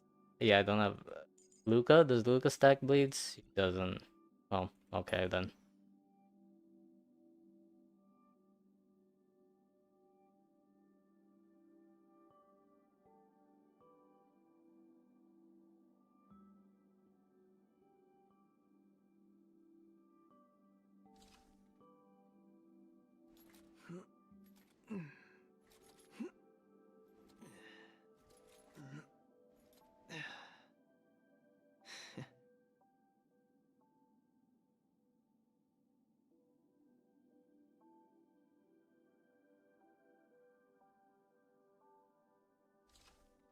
I was talking to someone else then? No, you weren't.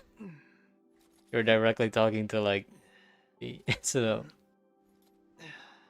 I mean there was no one in your chat there was no one in chat replying to, so I was like, okay, is this for me? It seems like it was. No, reading back, yeah, it definitely was actually. What are you saying?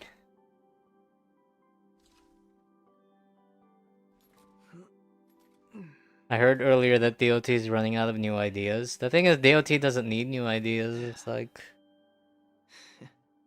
I mean, there could be some cool ideas with DOT, but most of it involves throwing DOT's main main selling points down the gutter. Like, I think people are a little too excited with crit DOT, not realizing that, well, it's no longer it doesn't it's no longer like DOT anymore. Like, you know, what Dahlia did was actually just a crime. Here's super break, but you can do damage when you're not broken, so it's not super break anymore, it's just super. And if everybody's super, then nobody is. But you know, something like that, right?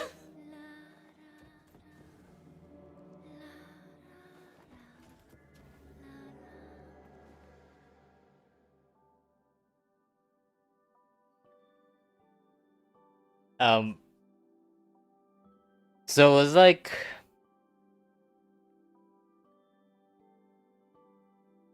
crit DOT is like, obviously it's a good idea from like a pure numbers perspective, because everybody also likes crit. There's like around 80% of the characters in this game love crit. So being part of the majority oftentimes means you're better than being in the minority.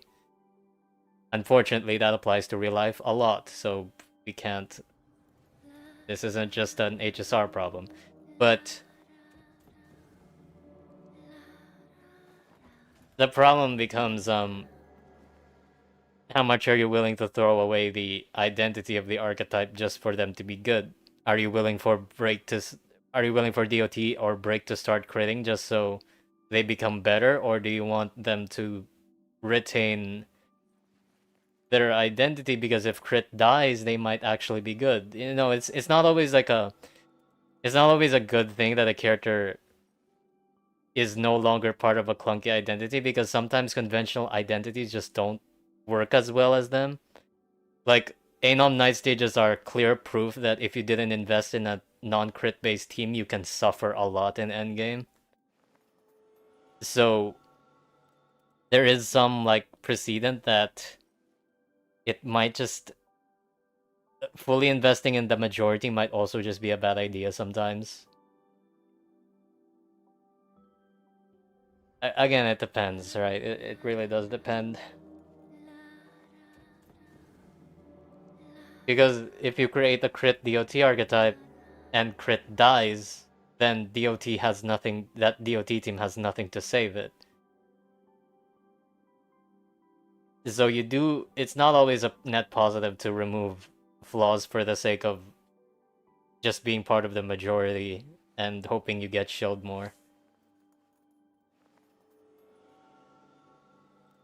Because, as always, archetypes have their clear-cut weaknesses and strengths, which makes balancing interesting and makes pulling very interesting. Unfortunately, sometimes it's not so fun.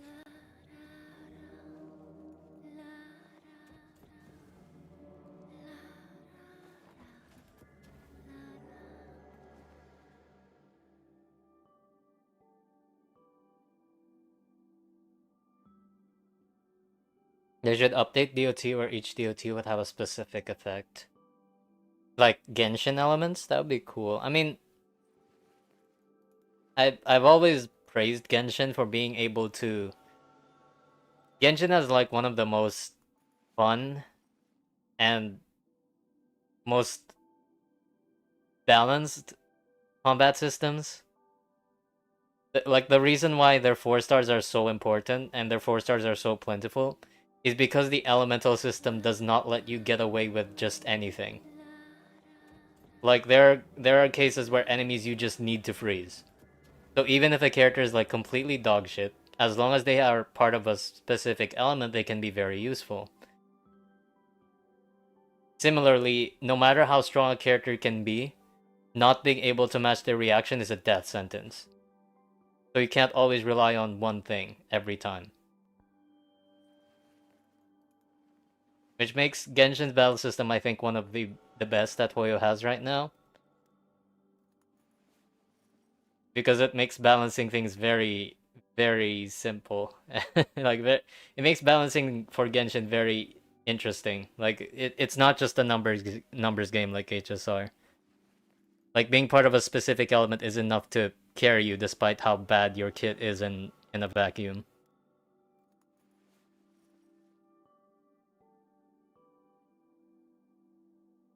Unless your name is Mavwika. No, even Mavwika has some hurdles she can't climb over, like the freeze boss.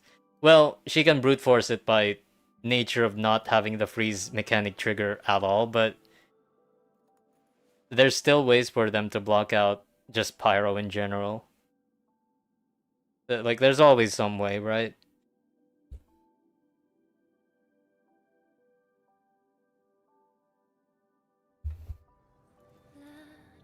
Whereas with HSR, like, the element doesn't really matter, it's all about the numbers. The Anon Night stages make it a bit more interesting by, hey, you can't crit here. Okay, so I'm gonna use Break and DOT. Hey, these enemies advance each other, so you might want to bring a counter character or someone that feeds off enemy turns. Okay, that's fine. This enemy advances itself if you hit it too many times, and well, go fuck yourself. You don't have a counter for this unless you pulled fine on. Okay, stuff like that. But aside from that, the game system isn't really that interesting, unfortunately. Like, if a character is bad numbers wise, they're just bad. There's very few situations where a character can be bad but somehow still be useful. Like, let's say, who's a character with a bad kit? Misha. Misha has a bad kit, and well, that's it. Misha has a bad kit. You wouldn't be using him much anywhere at all. But if his freeze was useful for an enemy, there might be some reason you might be able to use him. The problem is there isn't enemies like that anymore.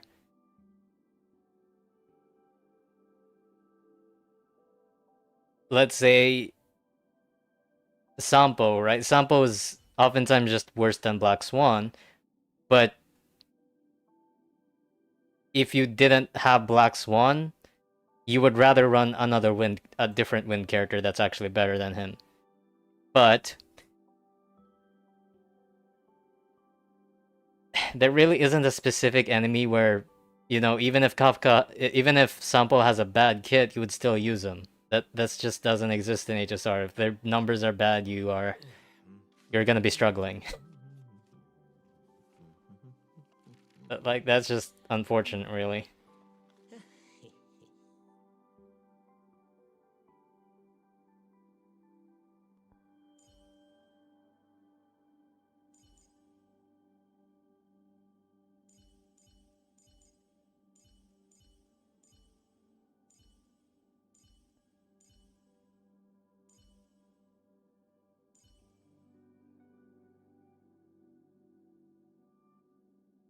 Like, there's, like, in Stygian Onslaught, the hardest content in the game, there's a reason to bring Amber, the first 4-star you ever meet, just because her pyro application is an important part of an enemy's mechanic.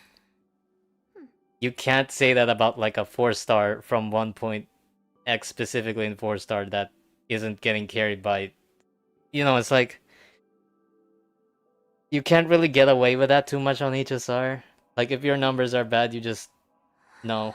There's really not much you can do with it. It's a turn-based game, after all. That relies a lot on numbers in the gacha system, so unfortunately we're just kind of cursed with this.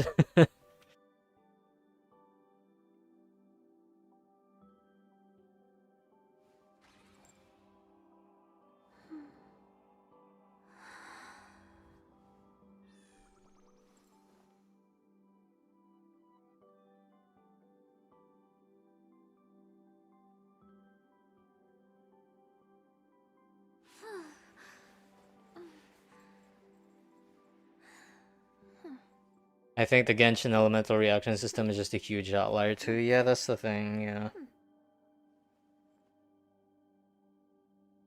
Also, a lot of Genshin's power budget in its units also comes down to relics, artifact sets, I mean.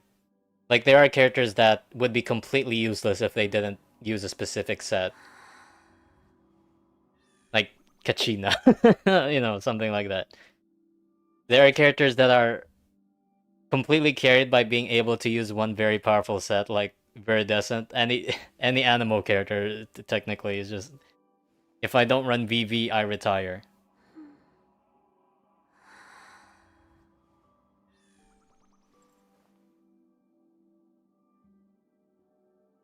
And they made a huge mistake releasing fab weapons.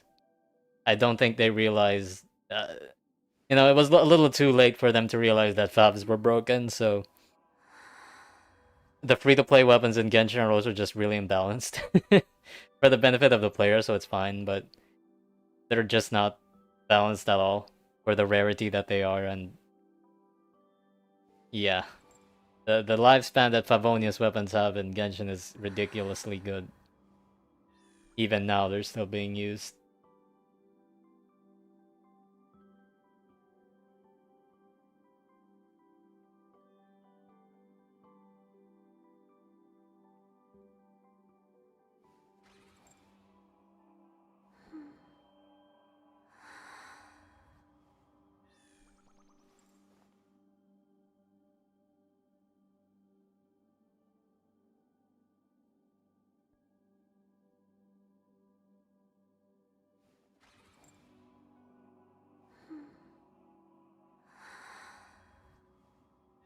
Meanwhile, in HSR, we're not that level yet for relic sets. Really. Um, there's potential, right? There's potential sets in the game that can completely carry a character's damage. Like, really, I think the closest that we have is the wind set. I mean, technically, Viridescent is also a wind set, but, just a different one. Um, but even the wind set isn't really that strong. Like, there's not... Characters being able to run Eagle isn't necessarily going to mean that they're more viable because of it, right? Like, usually the characters that run Eagle we're also just gonna be good anyway, even without Eagle. Like, even if Serval didn't have Eagle, she would still be used with Herta just because of her mechanics. So maybe one day we'll get some relic set that has the same effect of VV, of being able to carry a character completely just by holding it. But I'm not sure. I mean, a lot of Genshin's really powerful stuff is also tied to elemental reactions. Like, the sets are tied to elemental reactions, so I guess that's also a hurdle for it.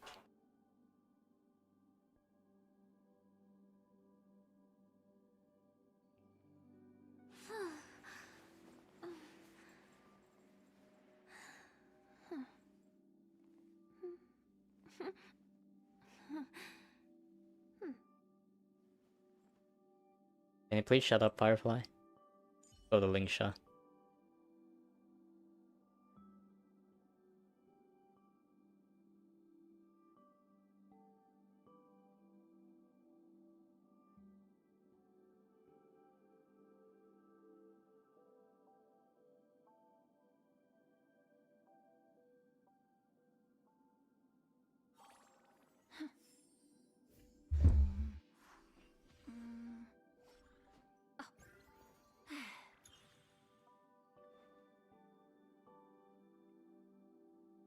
Anybody think we'll get another global passive? Oh god. I mean, again, like I said, if global passives were only like every year, that's fine. Um,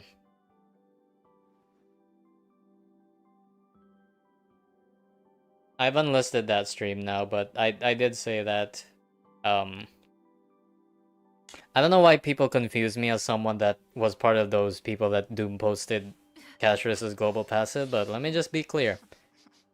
I precisely said in my video that global passives are a bad idea.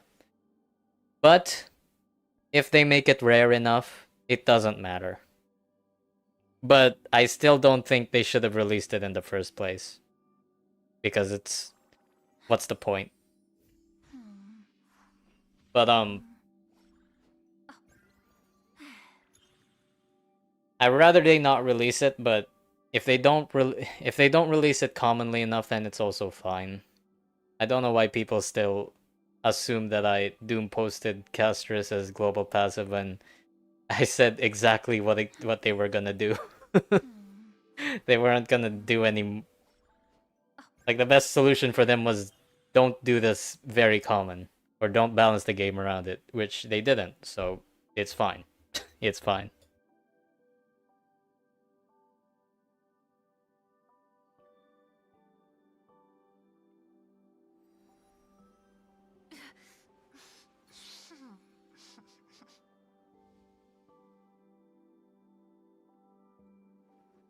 They thought DDD was a mistake, then their way to balance it was to make new paths that can't use DDD. That's also true. I remember someone calling you petty over that. It is. I mean, someone called me petty for some reason. See, the thing is, I didn't like the global passive. So I said, I'm not gonna pull casters in any of my accounts because I don't want to enable this behavior.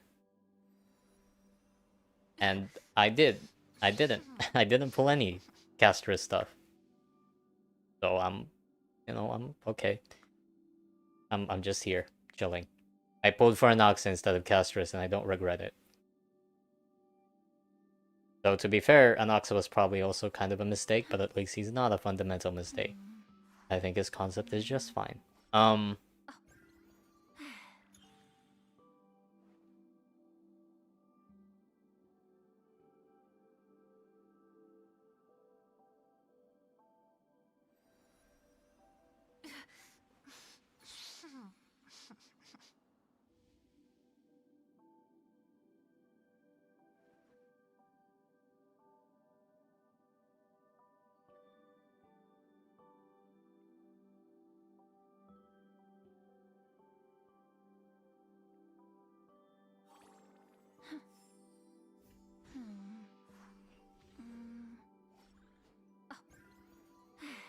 Sad about the Cerebra bug being removed and only E2 Siren Havers can abuse. Yeah, that kind of sucks because Cerebra's buff isn't even that good. So at least having that impractical ceiling is somewhat might be usable for a certain character in the future, but I think that's why they nerfed it in the first place. They realized, okay, we have this character in the drafts that even if it takes so long for Cerebra to stack this is probably imbalanced, so let's nerf it. I feel like they should have just nerfed it to, like, limit it to 3, right? Don't make it stack that high. You know, limit it to 3 times you can use it on Cerebra. Because at least it's a viable avenue. Like, you can do it, but it's not as busted as you think it will be.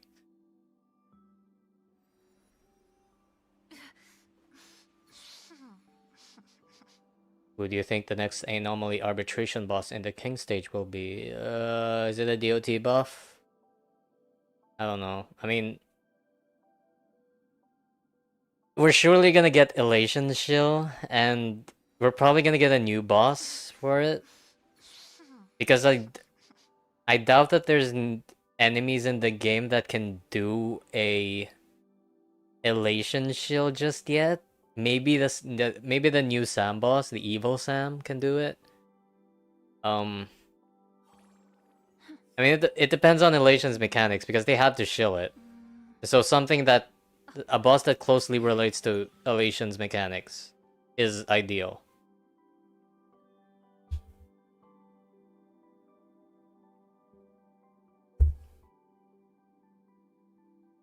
I don't know if there's like a boss in the game that has that though. Like the closest bet is the evil Sam boss.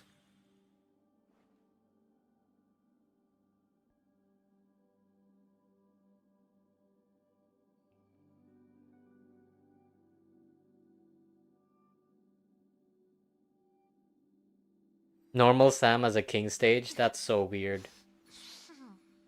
all of our king stages have been EOW at least, or like a very major antagonist story fight like Lygus. That probably should have been Echo of War, I'll be honest, but yeah.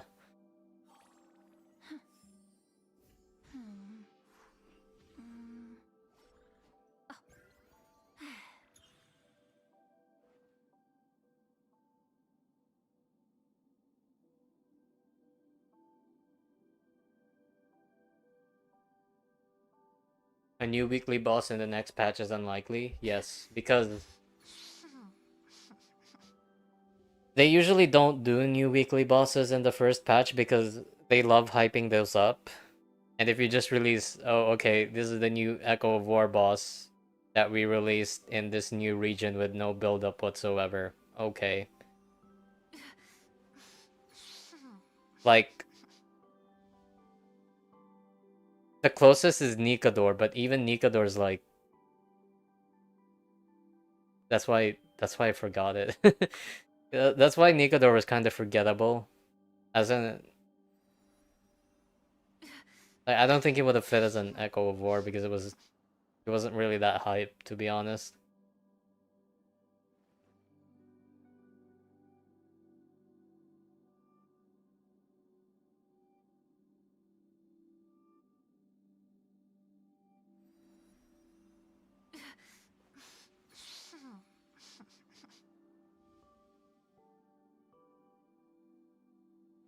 Maybe Fishables? I mean, depends again.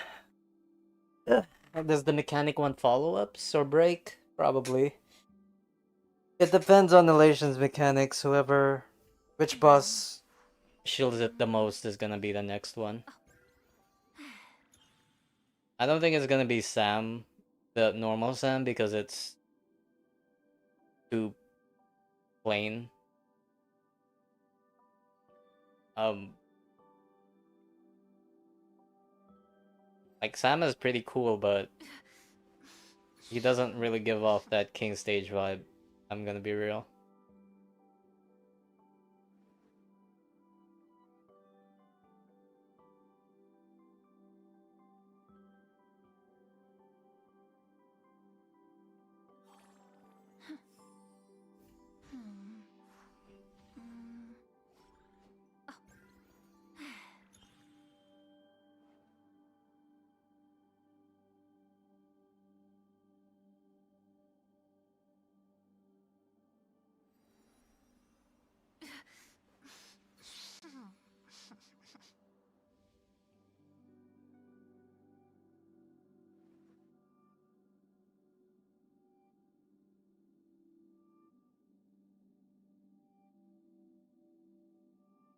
What about the Iron Tomb boss? I don't think it's. Again, I don't know. If it shields Elation, sure. If it doesn't, I don't know.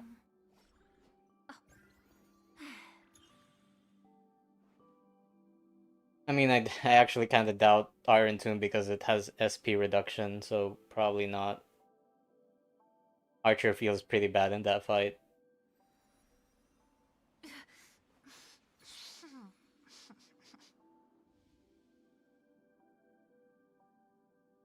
Can use Seredra at least. That's pretty fine.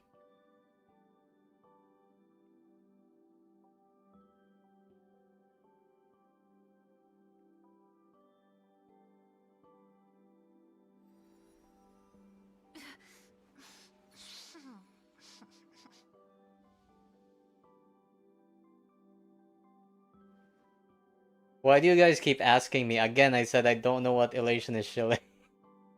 Stop asking me. I'm saying the exact same question. I'm saying the exact same answer like 15 times now. If it shields Elation, it's probably good for a king stage. If it doesn't, fuck off.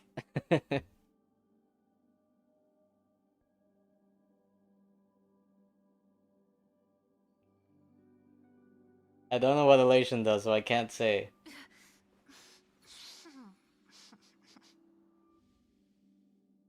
If it's a kill point design, whatever. There's a lot of bosses for that, I suppose. But I doubt it would be that simple, to be honest. Did Lygus debut with AA? He didn't, did he? No, he AI debuted with Evernight, so that isn't possible. Well, no, it's possible actually.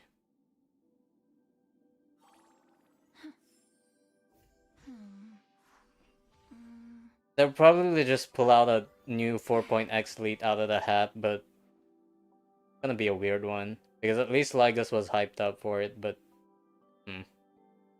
weird. Very strange.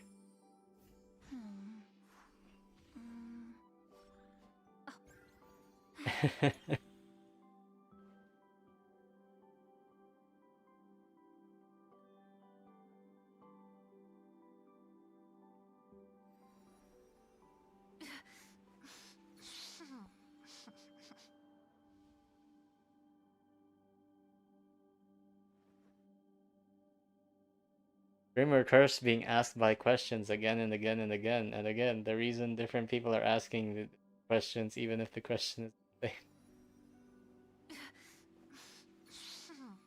What? I feel like that's a bad explanation of this situation.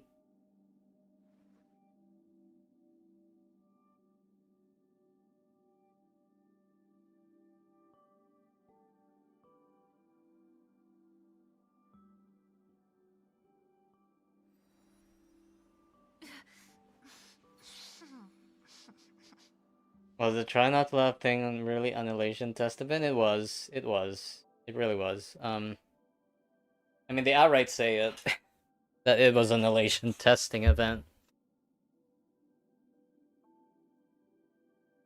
and it's. I mean, I don't think it's unique enough to count as its own path, but it's okay, I guess. The entire concept of Elation, if you want to take that event into consideration, is it's basically the divergent universe objects, not objects, like divergent universe attacks from the action bar. Specific characters have different attacks, and when the thing and the countdown activates, you get a bunch of effects. So it's like it's kind of like a team-wide lightning lord if I was gonna simplify it. It's a if you were to take the test event 1-to-1, there's one lightning lord for the team, and every party member that's Elation is going to contribute to the lightning lord doing something more. Like with Ceredra, it allows the lightning lord of the team to do it twice, stuff like that. In Fei Xiao's case, it refills ults, I think.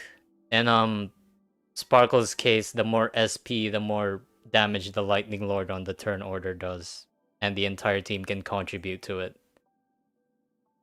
So there's a bit more team building, I guess. It's just I don't know if this is like a unique enough identity to constitute needing a path.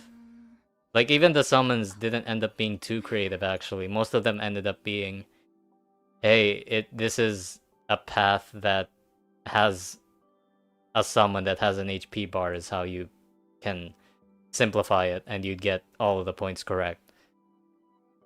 Most of the remembrance characters didn't really need it. Like Aglaya is you could have made Aglaya destruction character with a follow-up attack and it would probably end up better because Garment Maker doesn't fucking die. Hyacinth, you could have made Hyacinth a abundance and just increase max HP and have Ika become a glorified follow-up attack like Fu Yuan, and nothing functionally changes. The most that they've exploited with Mono Remembrance is the fact that there's more HP bars, which means more drain. Which it doesn't really need Remembrance to do that, but that's whatever. Like there was gonna be an HP meta even if you didn't have Remembrance.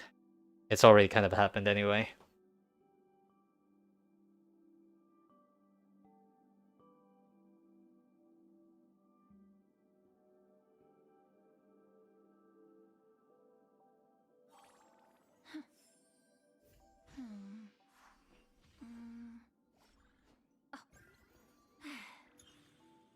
Castris is the only remembrance that actually uses the Memo Sprite independently. Yeah, Castris is the only character that I would say is actually a character that you couldn't have made not remembrance. Because most of her buttons do include the dragon, and the dragon having its own HP bar is a very vital part of her kit because it acts like a second shield, you know. And the joint attacks too, and it's just unfortunate that the Castress's nuance as a remembrance character is offset by the fact that in her best teams, there's no reason to play with it. In her best teams, most of the time you just burst the dragon immediately and the enemies die. So unfortunately, the nuance kind of gets lost when you have the best team for her. Unfortunately, so I think Castress is the one that really makes the remembrance archetype, like she has the most unique parts of the remembrance archetype that actually matter. Unfortunately, it's made not matter by the fact that her playstyle just doesn't want it, just doesn't want to interact with the unique stuff in her kit.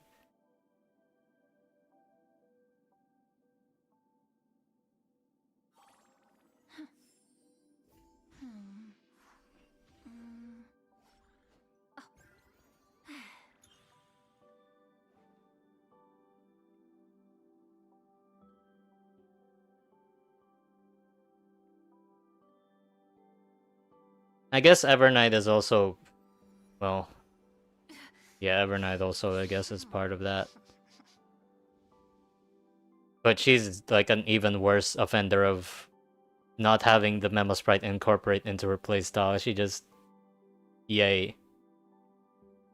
Actually, there is some play with Castress where you don't want to burst the dragon immediately, but it's pretty, it's not very, intuitive. But in Evernight's case, you just do it. You just have to burst it. Holding it doesn't really do much. Like, the entire point is you want the Memo Sprite to just die continuously. All the time. Otherwise, I mean, you don't even have a choice in the matter, really. It has to explode when it has to explode.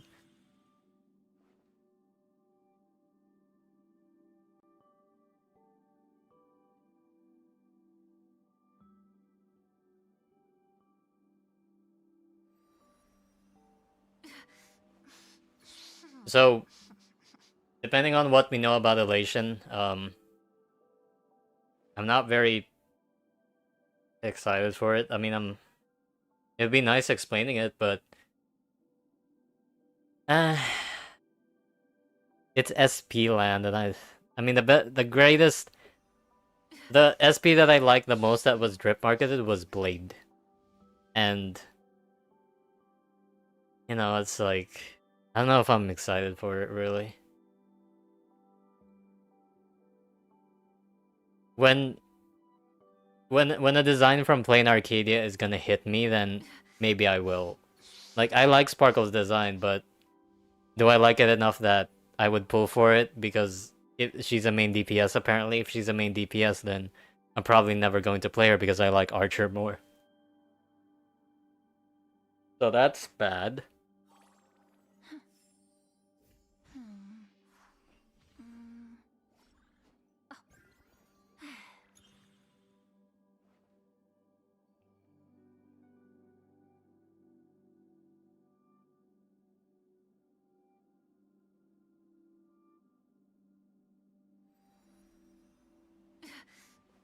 I hope it's fun. Like, maybe they have better designs than they showed in the event. Because I remember in the Remembrance Path testing event with the trash cans, one very interesting design from there that never saw the light of day was the DOT trash can. And they never, like, I think it was the most interesting because not only was it just a DOT buff, it was also a buff to Zila because the summon was on the enemy side. None of that ever happened. There wasn't a DOT remembers character. There wasn't a character that summoned. There's someone on the other enemy side, and you have to hit it. The most interesting design from that testing event never went anywhere. It's actually crazy. So I don't really have much hope. Even like if the testing event is meant to show the ceiling of the design and that's it, I don't have much hope really for it. Like I was really excited for it because that was the most unique mechanic that I've seen in a while.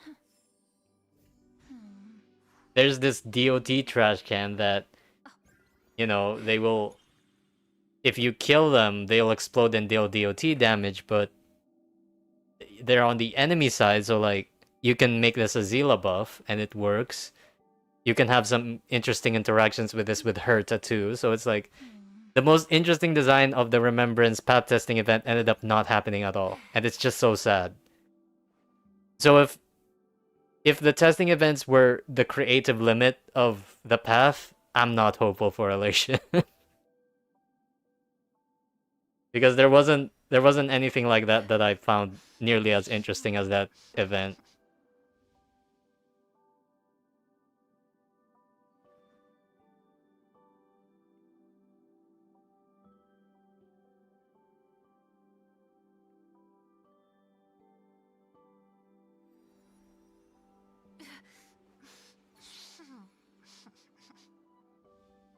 I mean, maybe they lock in though. Maybe they'll.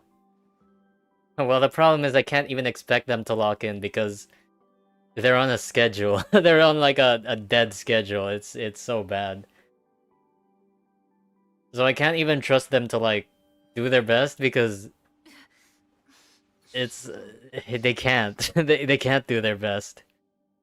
They're on like the worst crunch imaginable.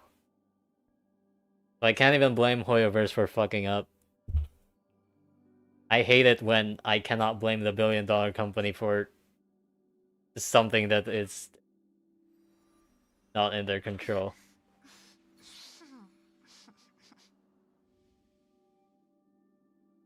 PF is finished, I autoed it. You guys should expect my PF streams to be completely uneventful and me just talking shit. Maybe I'll talk about cracking Lingsha and stuff, but PF is Coco Melon gameplay to me, so I don't care. I press auto, I watch the animations, I talk to chat, I say something crazy, hope it gets views, and there we go. I'm so glad that there's beta tomorrow so I don't have to wallow in this dead game hole for a while. I'm just gonna wait for beta tomorrow, and I'm going to be completely overworked, so I'm going to be catching up on my sleep schedule so I don't die while making videos. That sounds good. I think that's a plan.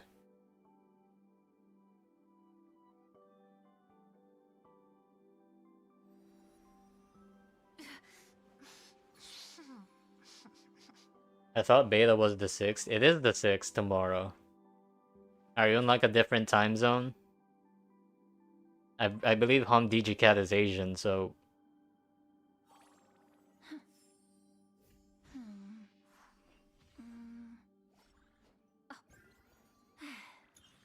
So they're based off, you know, Asian time.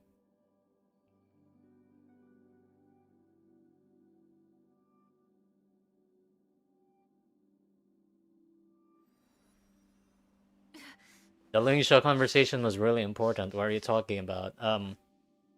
You know, let's continue that conversation because I still have many things to say about Lingsha. Okay, so here's the thing. If Lingsha was so inclined to give herself useless breasts, let's just call it what it is, right? Because she cannot reproduce and she cannot nurse, I believe, because that would, you know, they don't reproduce, so there's no function for it, there's no need for it. I mean, it would be pretty crazy if it had the same functions as a species that can actually reproduce, but You know, they're not mammals. I think they're reptilian, so they're cold-blooded probably. But if if that was true, then why did she give herself a flat ass? Is there a reason for that? Does she just find it not as important as... Okay, fine. I'll just leave this topic alone. I feel like I'm going a little too far.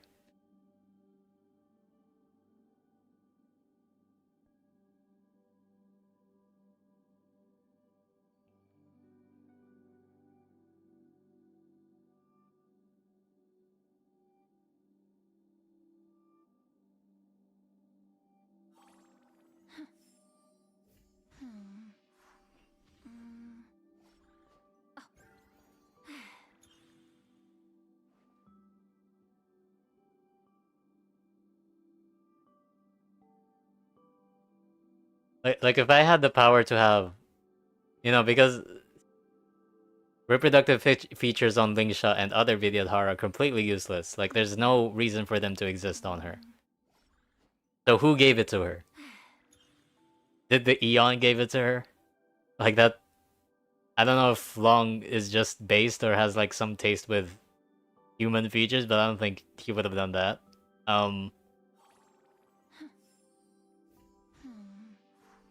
So the leading idea is that at some point, one of Lingsha's reincarnations said, "I want breasts," and you know what? Fine, she got it.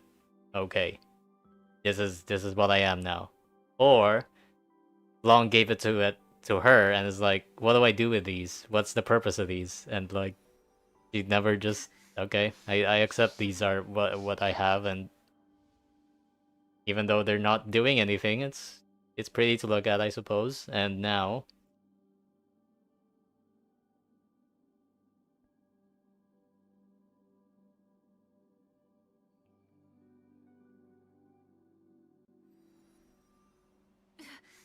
maybe she is trying to fit in. I mean, she doesn't need to fit in. She's a Vidyadhara. It's like...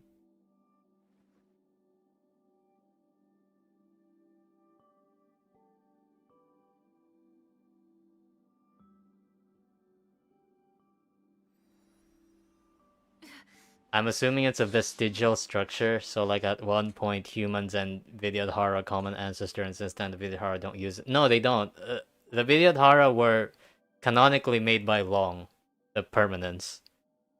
So it's impossible for them to be having the same ancestor. Like, the Scions of Permanence are named specifically because they are Long's children. Like, Long made them.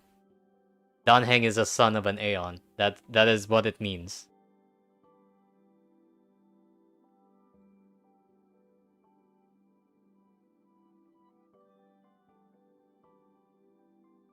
Like kangaroos. Marsupials? I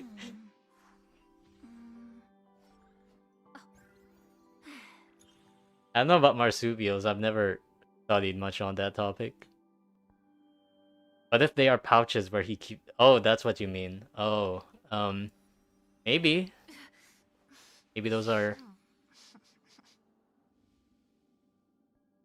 They originally could reproduce, though. Yeah, but that was a long time ago. And now they can't. So, like, the past doesn't matter. The present matters. The present repopulation of the Vidyadhara plan matters in the current time. The past doesn't matter. You have to focus on the future.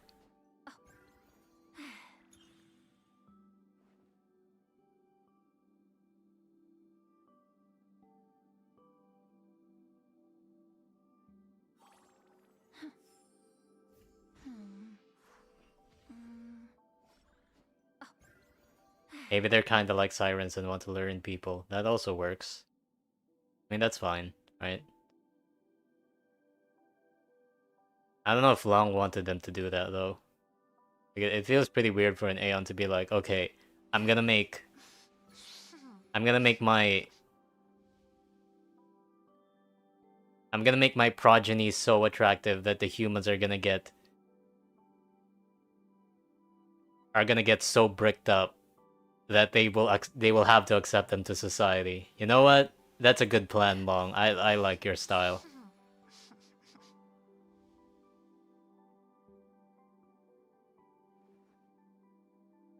I probably would have done the same thing. You know what, Long? Fair enough. I think I understand his philosophy now.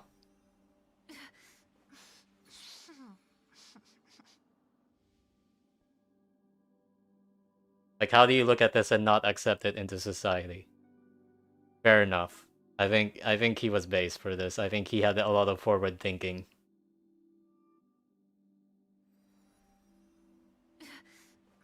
It's extra fat to survive in harsher conditions. They're cold-blooded though. I mean, they live in the ocean. They hatch in the ocean, so they're cold-blooded. They're not mammals. That's why they can't produce milk. Well, we do not. I guess we can't really confirm that unless we see it for ourselves. But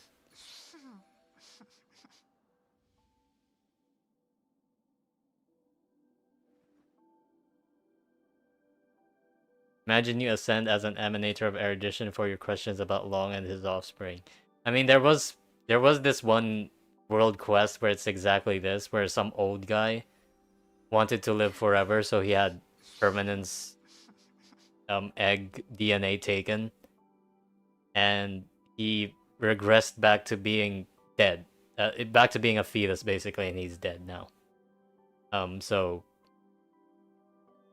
you know, I'm not the first one to think of this in the game. There's someone that already did it, you know.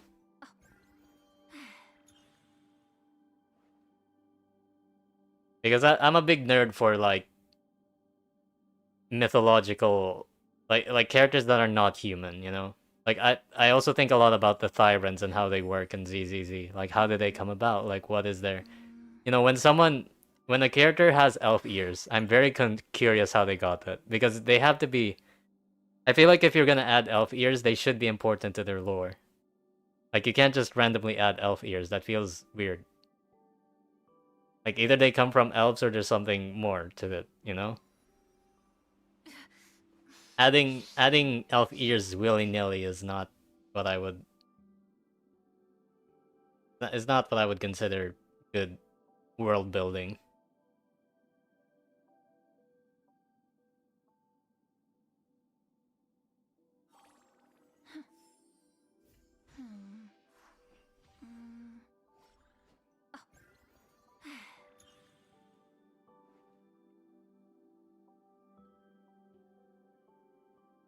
Because Lingshaw's not even like the worst offender of this. I feel like a worse offender is Casterus. Um, like how did she get elf ears? Is it just because she's like deaf god? But I don't, I kind of don't buy that. I mean, it also happens with Cypher because, you know, she's a cat girl, but we've never seen other cat girls. Like, is this a common thing, or is she the only cat girl in Amphorias? She says there's, I mean, she says that Dolos has a lot of cat girls, but we've never seen Dolos, so I'm hoping to see Dolos, and let's see how many cat girls there are.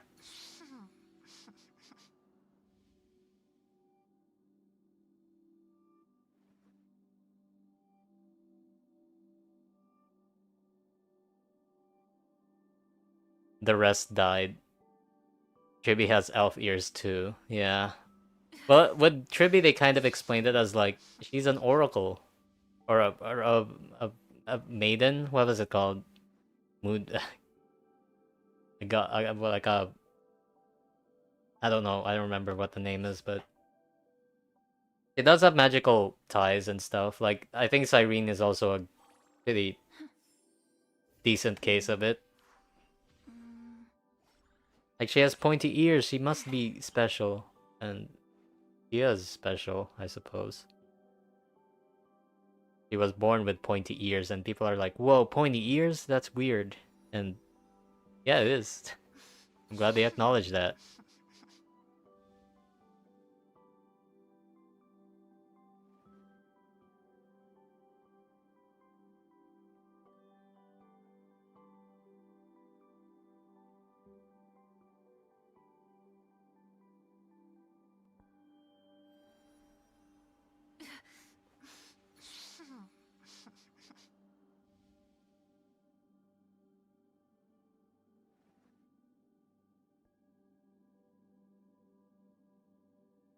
Like the Foxian War is basically they are from the same ancestor as the Borisin, but they took a completely different path. But Borisin still follow the path of the hunt. It's just that they mix the abundance with it, and they're evil.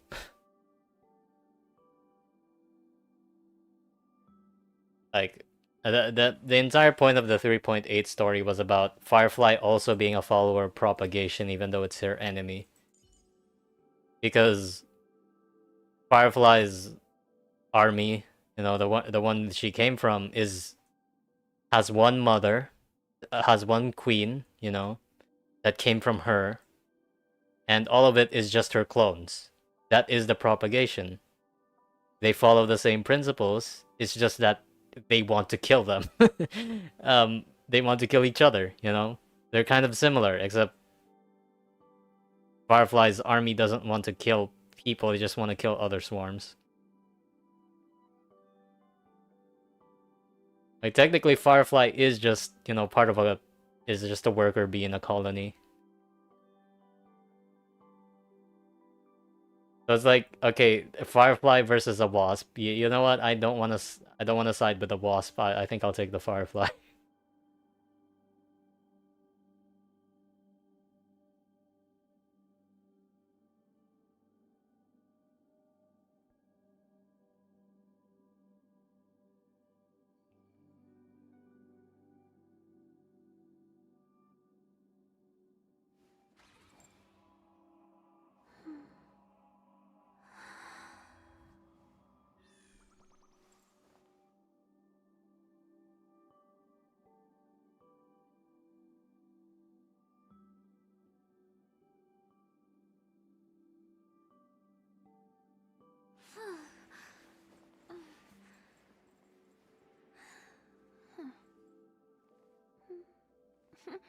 The swarms look more like beetles.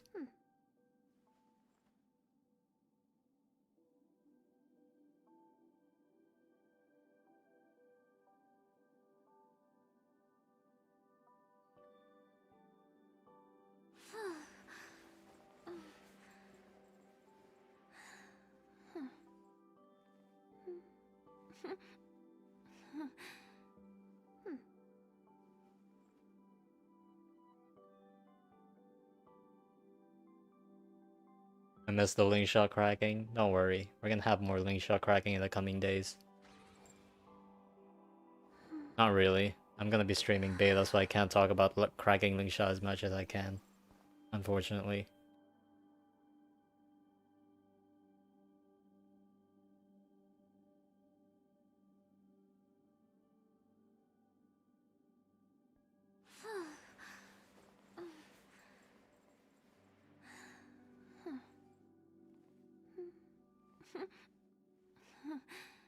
All of the fireflies came from one mother queen, so they technically are like a colony of bugs. Like they follow the same ideas, they follow the same principles. They want to propagate. They have their own colonies. They're basically an insect. They're basically an insect colony. It's just that they're not wanting to eat things. They want to kill them. But at the end of the day, they're still like bugs, consistently propagating from the DNA of the mother. And there's thousands of them, or at least there used to be thousands of them. And now they're just dead. Okay, I think I'm done with this stream now. It's been like 3 hours of absolutely nothing. I've just been talking about reproducing with Lingsha, and while I'm watch cooked PF gameplay from her auto, and that's all. I don't think there's anything much else to talk about, really. Okay, I'll see you tomorrow. There's beta on version 4.0. You do not want to miss it. Finally, the drought is over. We have all the kit details. I will be talking about every single kit. Yao Guang, the reworks, Sparksy. I have a couple of ideas, actually. Let me write them down. My first idea obviously just reworks. Just you know, talk about how good the characters are. Obviously, just read it and see how good it is. Um, I also want to talk about the elation mechanic as a whole. I'm not gonna present it like it's a league. I'm only going to present it like, hey, this is my idea for what elation is going to be. And if Hoyoverse takes this down, that means they're confirming it's the same idea. I'm a Hoyo employee.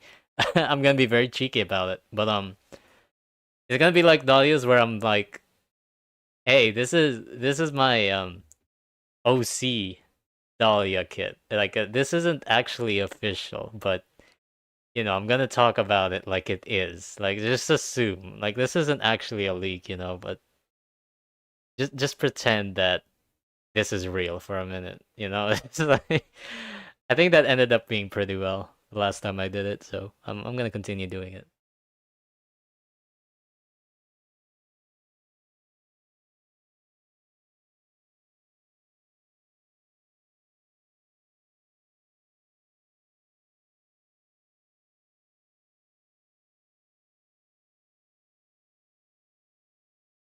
Anyway, just ending the stream. Okay, bye bye.